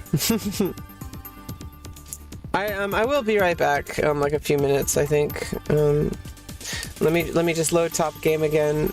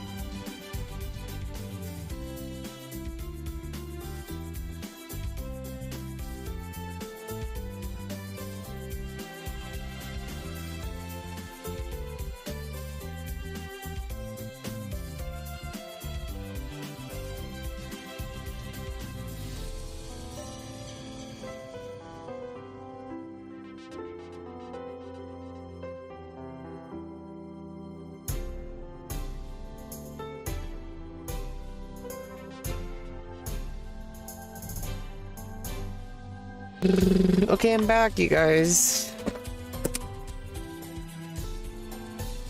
Welcome back. Hey guys, let's just check in. We're watching chess, but like we're gonna play chess soon. But let me just check in with you guys, and let me check in with myself. Hello. There I am. Hi. How are you? I have my camera zoomed in. I think it might be working better. I don't know. I don't know if it works better this way or if it's when it's zoomed out.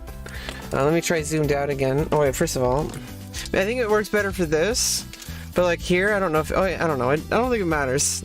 I don't know. I think I should stop worrying about what my stream looks like.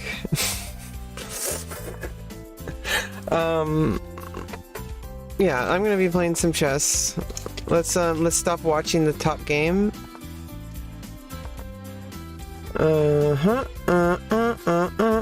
Play, oh, settings, play, auto watch top game, and then you have to refresh the page.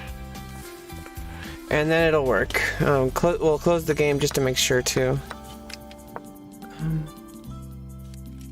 Refresh the page. Think I might need the chickies later. I made you hungry, didn't I? Oh, feed the chickens. Oh, okay, I thought you meant like the chicken parmesan. You're gonna eat them later? Or they just egg chickens? You know, chickens are great. They lay eggs and stuff. It's pretty awesome. And you could just eat the eggs. I would love to have chickens, but I kind of don't like the idea of having like a chicken feed outside of my house. Like it feels like it would be like I don't want to feel like I'm living at a farm. I know like some people do, but all I'm saying is like I personally don't like the idea of having like animals all around my house. Like I kind of like things to be calm and peaceful, and animals usually are, you know, kind of chaotic, like cats, you know. It's one thing if it's like cats that are like kind of just hanging around outside. That's not a big deal. What I mean is like I don't want to like, you know, have like a whole barn full of animals, you know.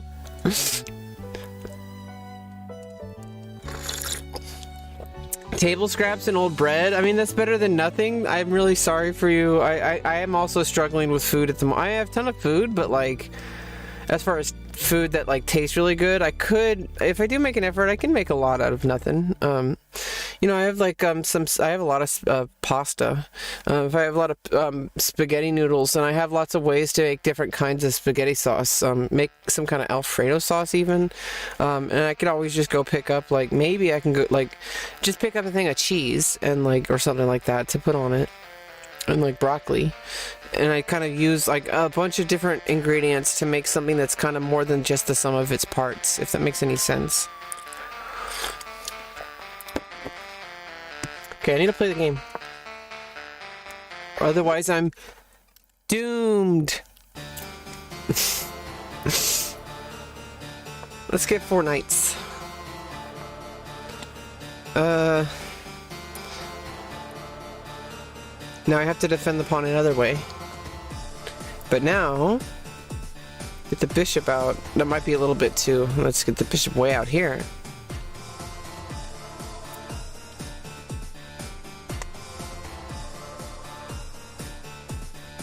Yeah, not everybody likes animals all over the place. Some people do, though. I think it's just important to recognize that everybody has a different idea of their perfect dream home. And I think that might be actually, if you want to be married to someone, I think you should live in different houses. Because everybody has their own personal idea of heaven, right? But like what we do is like we meet each other where we want.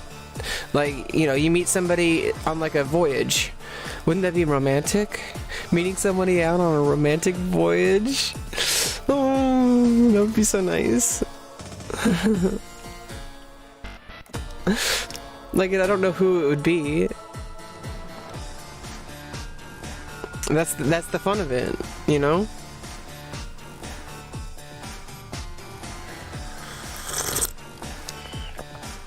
Grandparents slept in different beds in the same room. No, it's not just about that. I mean, obviously for their reasons, it was probably about sex. You know, if more like kind of conservative people. But you know, if you know, that's their thing. But you know, It's actually been shown that like couples who sleep in different beds or even different rooms or even different houses have the most successful relationship, and it's the most sexually contentness. Like they have a good sex life, they have a good romantic, like they have a good relationship, healthy. It's because it's like you get your space. You don't have to always be in their face all the time, right? I mean, imagine waking up to the same person every day, day in, day out. Every time you wake up in bed, you never get the bed to yourself, ever. And obviously it sucks to be alone, but to always be in, like, you know, and also people have different sleep patterns. People have different like ways that they, like, I move around a lot. Anybody I would have to sleep in the same bed with would have to have like some kind of bed that didn't transfer motion or whatever. So that's the only way I would be able to do that. Uh-oh.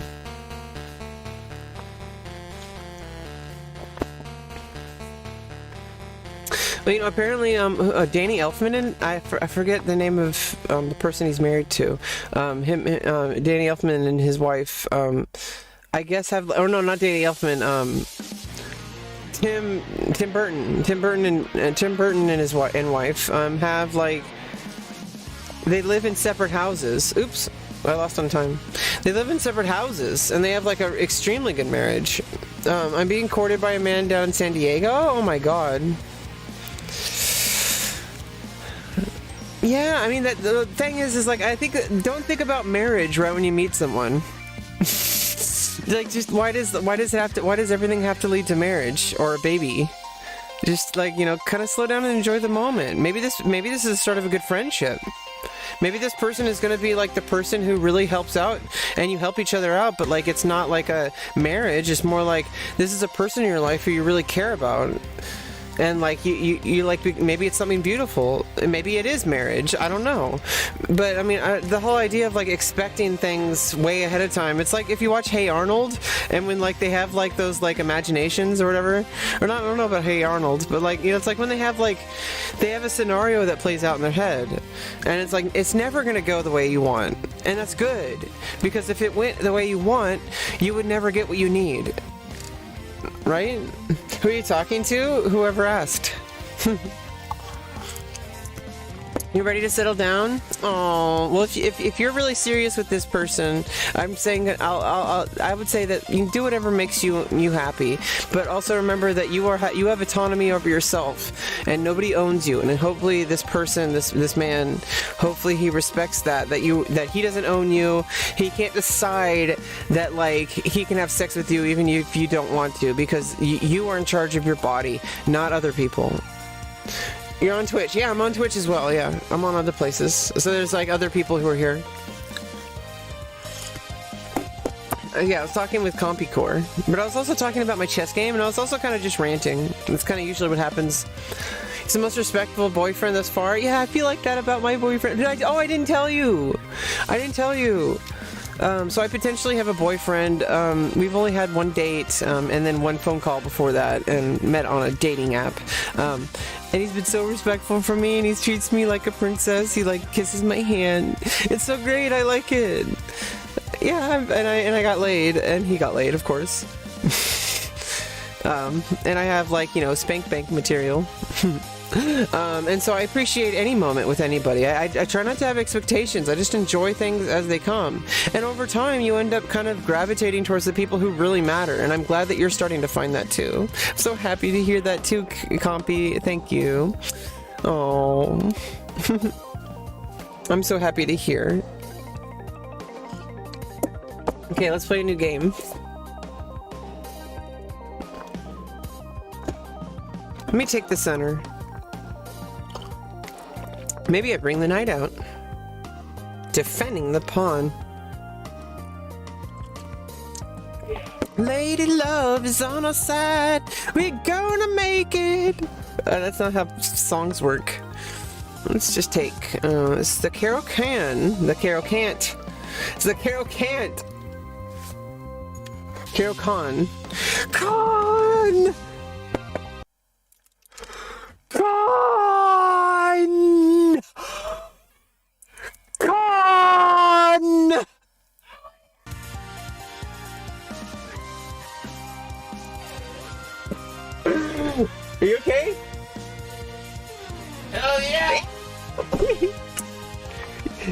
You working today? You working today? You working? Yeah, my dad's on vacation. It's great. I've been having a lot of good times with my dad. I'm trying to take care of him though. He's got a hip problem right now, and he's like trying to walk around. And I had to convince him to use his cane. He actually wasn't even using his cane. He kept it in his car, and I'm like, he's stumbling all over the house, and I'm like, Dad, use the cane, please. And he's like, he thought it was weakness, and I'm like, no, it's a strength. You're utilizing what you need to keep yourself strong. And yeah, my dad's great. I love my dad. Contrary to what some people think. Jeez. Let me actually just like play right here.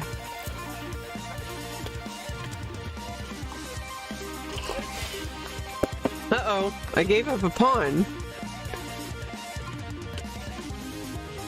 I didn't actually calculate that. I think I have something here. Let's go with this. Let's go with this.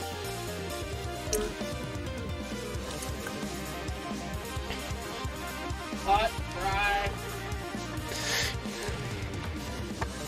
This was your father a few years ago, and there's definitely a level of appreciation.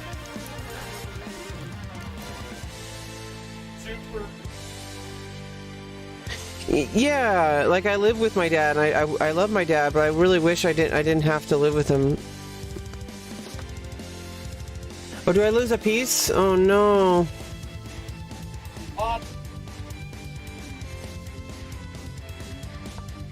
I lost the whole piece.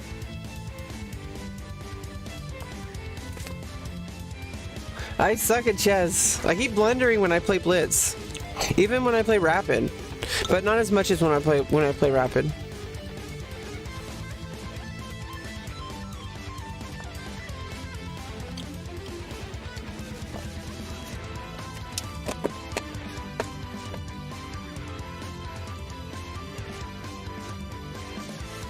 Oh, just a second.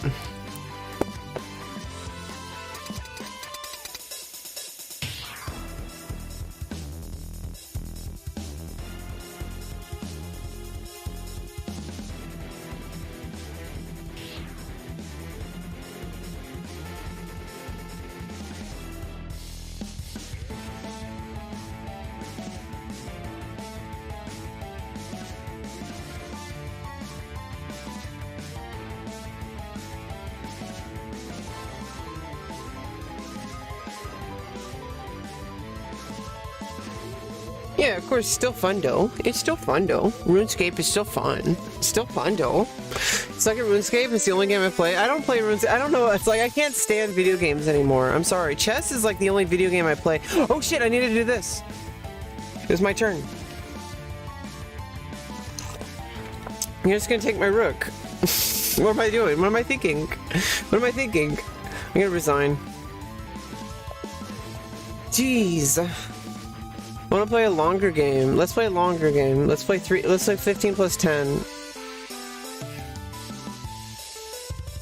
Let's play longer games. Play 45-45. That's too long for online randos. Most people don't play 45-45, and they might just waste your time. They might just like abort the game or resign, like on like move 10, because they're like, you're taking too long. You're taking too long. I think 15-10 is a really good compromise, like for online pairing pools. Today's kind of like fast-paced world. And I feel like 15-10 is a good trade-off because you still get... Obviously, you can always study over the board games by playing in tournaments, and also you could also arrange that privately on like certain leagues that you can play online.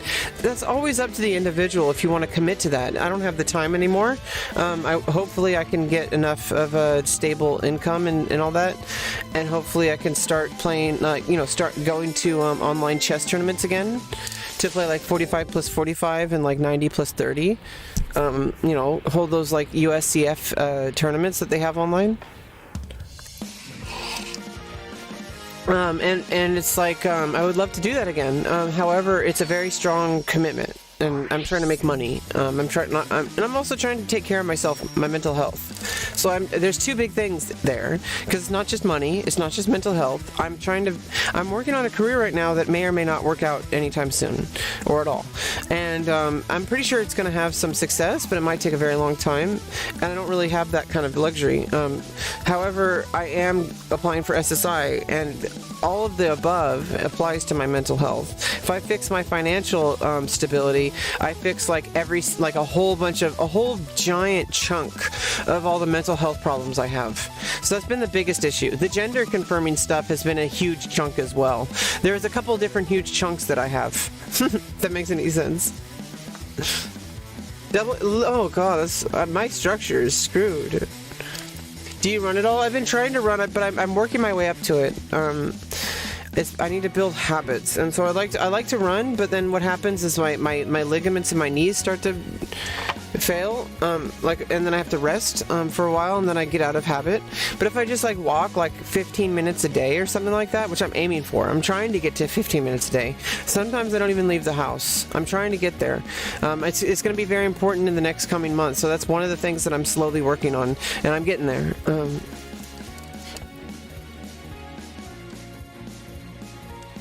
Okay, it's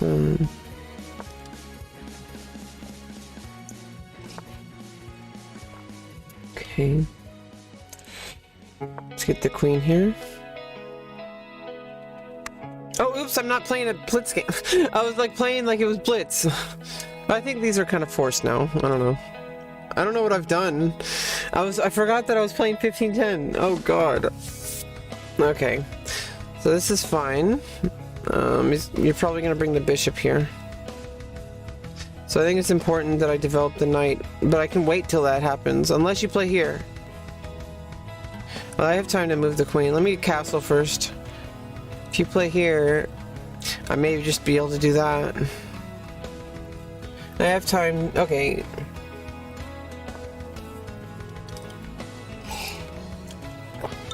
I have the time.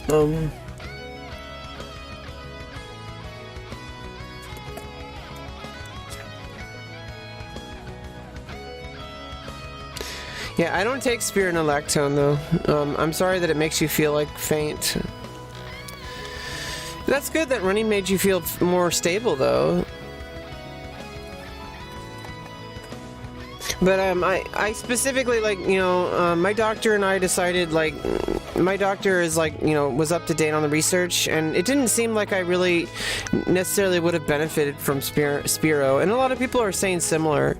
My testosterone levels are already at typical typical cisgender estrogen level, estrogen and testosterone levels. I've been in that way for I think 2 months now. I do need to do some more lab work. I need to get to that. I don't think I can I do that? No, I'll do it off. I'll talk about that off stream with myself. You had high testosterone. Okay, I understand. I'm sorry to hear that.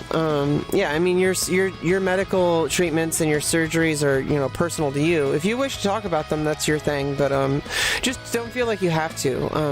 But I'm happy to talk about stuff like that. But just kind of like a disclaimer is I'm not a doctor. Nothing I say here is intended to be used as medical advice. I'm just kind of talking based on my own experience, and so are my chat. So please don't take anything said here as medical advice. Go talk to a doctor. Sorry, I just had to feel like I have to say that. Yeah, I mean, it's just it has the side effects, and I'm already diabetic, and so we're not doing progesterone, and people are finding that progesterone actually doesn't really do anything, except cause side effects, because progesterone isn't really found in breast development, and I think there is water retention, and it gives the illusion of breast development, but it's actually just water retention, and so it's you're adding, and I'm diabetic, and so it's I'm taking estrogen, and that's already a risk with diabetes, but it's obviously a quality of life risk. It might take a few years off my life, but it increases my quality of life because I get to transition and change my body the way I needed to.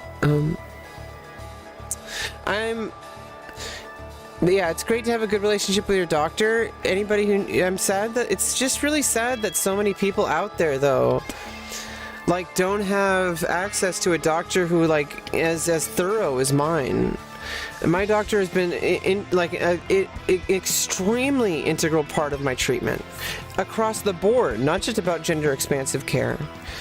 And I feel like everybody should have access to a doctor like that. Not some doctor who has some kind of religious objection but can't legally do it, so they begrudgingly treat you and give you hormones. They don't even, and they like pretend like they like, oh, sorry, I didn't. My research said that this was the best, but it's actually like they like neglected their treatment of you. And you know, I think these people should lose their licenses. As a doctor, your job is to do no harm, you know. And if you're harming trans people by denying them access and gatekeeping treatment that they need, it's just cruel. It's torture to be transgender and to live in a body that you know that you can change but don't have the access to is actual torture. Because you know what you need and you can get it technically, but people are like limiting your access to it and delaying it. And I know that like there is a certain delay that I just have to live with right now. I just hope in the future people can get access to the surgeries they need a lot faster than they do. Because I've been waiting. Well, first of all, I knew I needed it like 15 years ago, but like since I started the whole hormones and transitioning and changing my name, like all that, like 2 years ago, a little over 2 years ago. I forgot what I was talking about. Gain a bunch of weight on a progesterone. Yeah, you don't. Most people don't like it. People believe it does, but it really doesn't.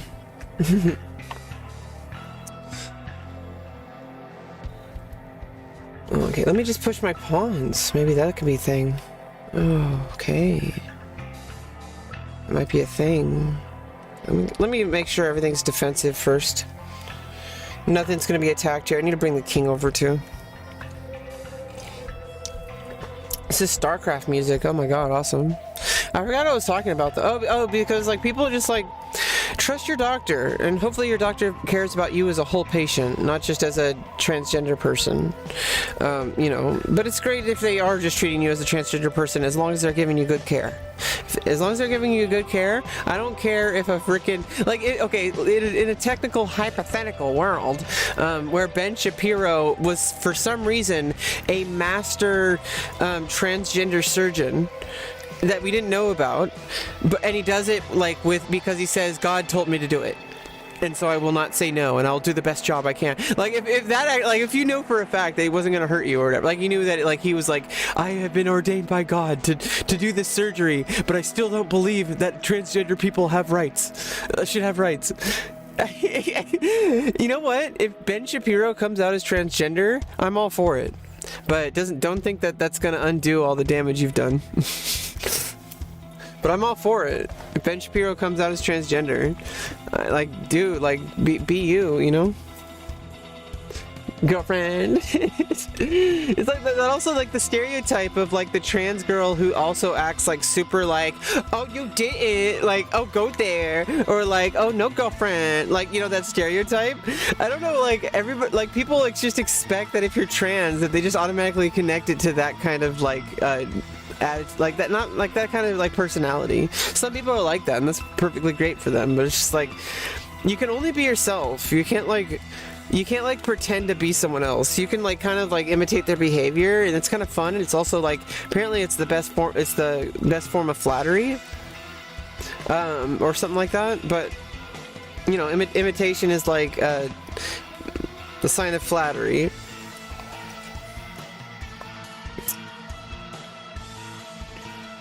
Yeah, I'm kind of tired of hearing about Ben Shapiro though.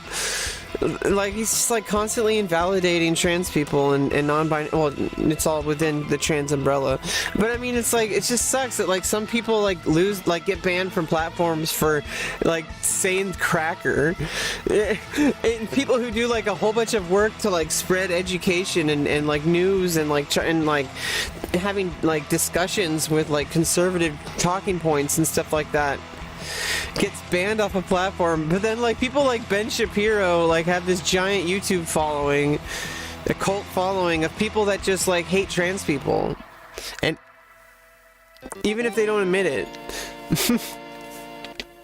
Okay, first I think I need to do something here first. Okay, so take the knight away because then there's one less defender, but what I'm gonna do instead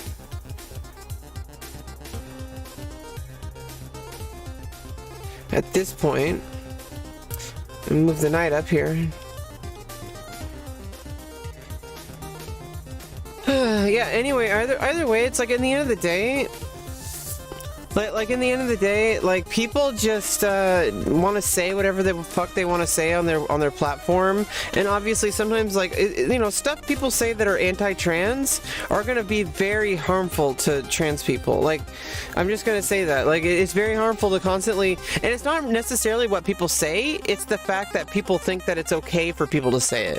So it's not necessarily the people who are saying the transphobic things, it's the people who are like saying like, oh, you know, it's freedom of speech, why are you trying to limit people's speech, you know, that you like, why don't you just like get over it, why don't you start like, you know, stop being butthurt, you know, like people are like, oh, stop whining, people are going to be hateful on the internet, and it's, yeah, that's true, but it's not necessarily the hateful comments that we're mad about. We're mad about the fact that people just normalize it, that they think that it's perfectly okay to like say racist or insensitive things in general. Like, people talk about people with mental health disorders. People make fun of autism like it's this thing that, like, they say, like, they just use the term autistic willy-nilly, you know, saying that like, oh, that's I'm being an autist or whatever, and it's like, dude, like, you're being completely insensitive to an entire group of people.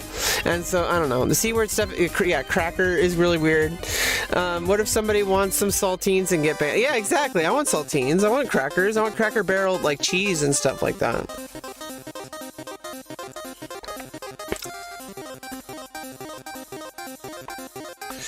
I don't know why we're gonna spend a lot of time playing. I think nowadays in my streams, I should play less Blitz. I should play more 1510 because I've been playing those off stream more often, and I think it's just better. And I think it's just the thing is like I need to learn how to. I need to learn how to slow down in general, as I'm drinking my second cup of coffee. She says as she drinks her second cup of, as she's pouring the second cup of coffee, as she contemplates the spot up on the wall. I think it's a song, right?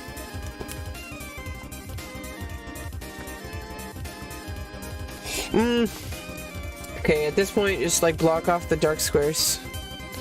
Uh-oh.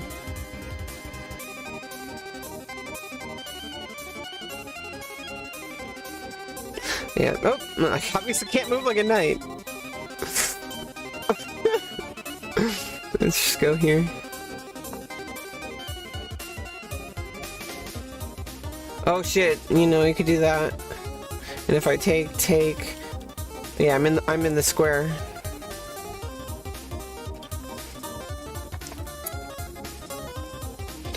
Might be a draw. I know. I think I might be able to pull a win here if I can get my pawn set up.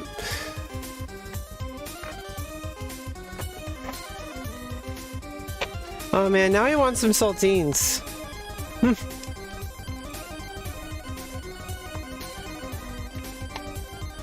Oh well, I had a burger earlier.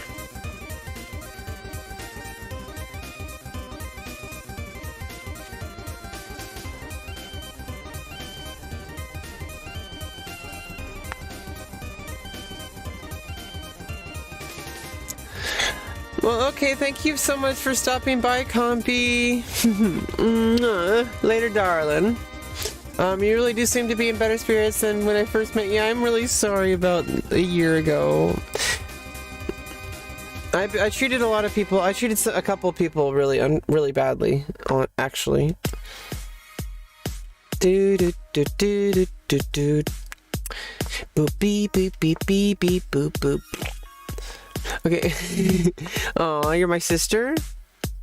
I don't know about that. I have a sister.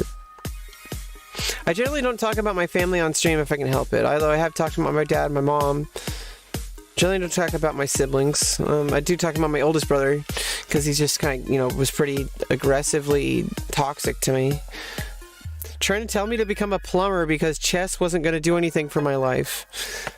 I was like, well, I had a lot of, I learned a lot, and I got, and you know, what's interesting is working with the people that I did teaching chess, working with the people that I did, working with the other instructors, meeting them, it set off a chain of events that led me towards finding my inner independence, where I could feel like I'm allowed to have nice things. One of my coworkers gave me a car, and like I remember, doing all that and having a car. It was a huge, it was a start to getting back to independence, which is interesting because the last time I felt independent was when I first knew I was trans. And so it's like, I'm an independent person. I have my own life. I have my own needs. And,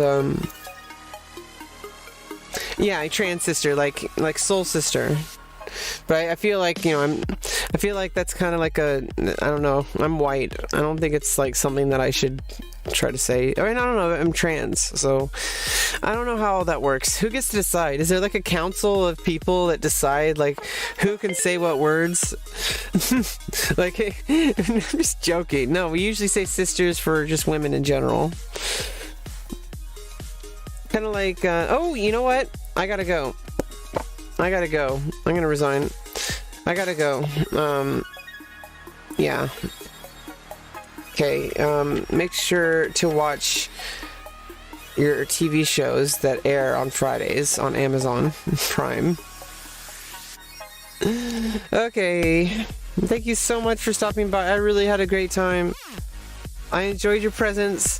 It's good to see you, Compy, and I'm glad to be here in a better mood than when you last saw me, and I'm really glad that we can move past that. I try to be a better person every day. I'm really close to my surgeries. I really like my breasts. I mean, I don't really show them off on this stream all the time, but you can tell they're there. Jeez. Anyway, bye.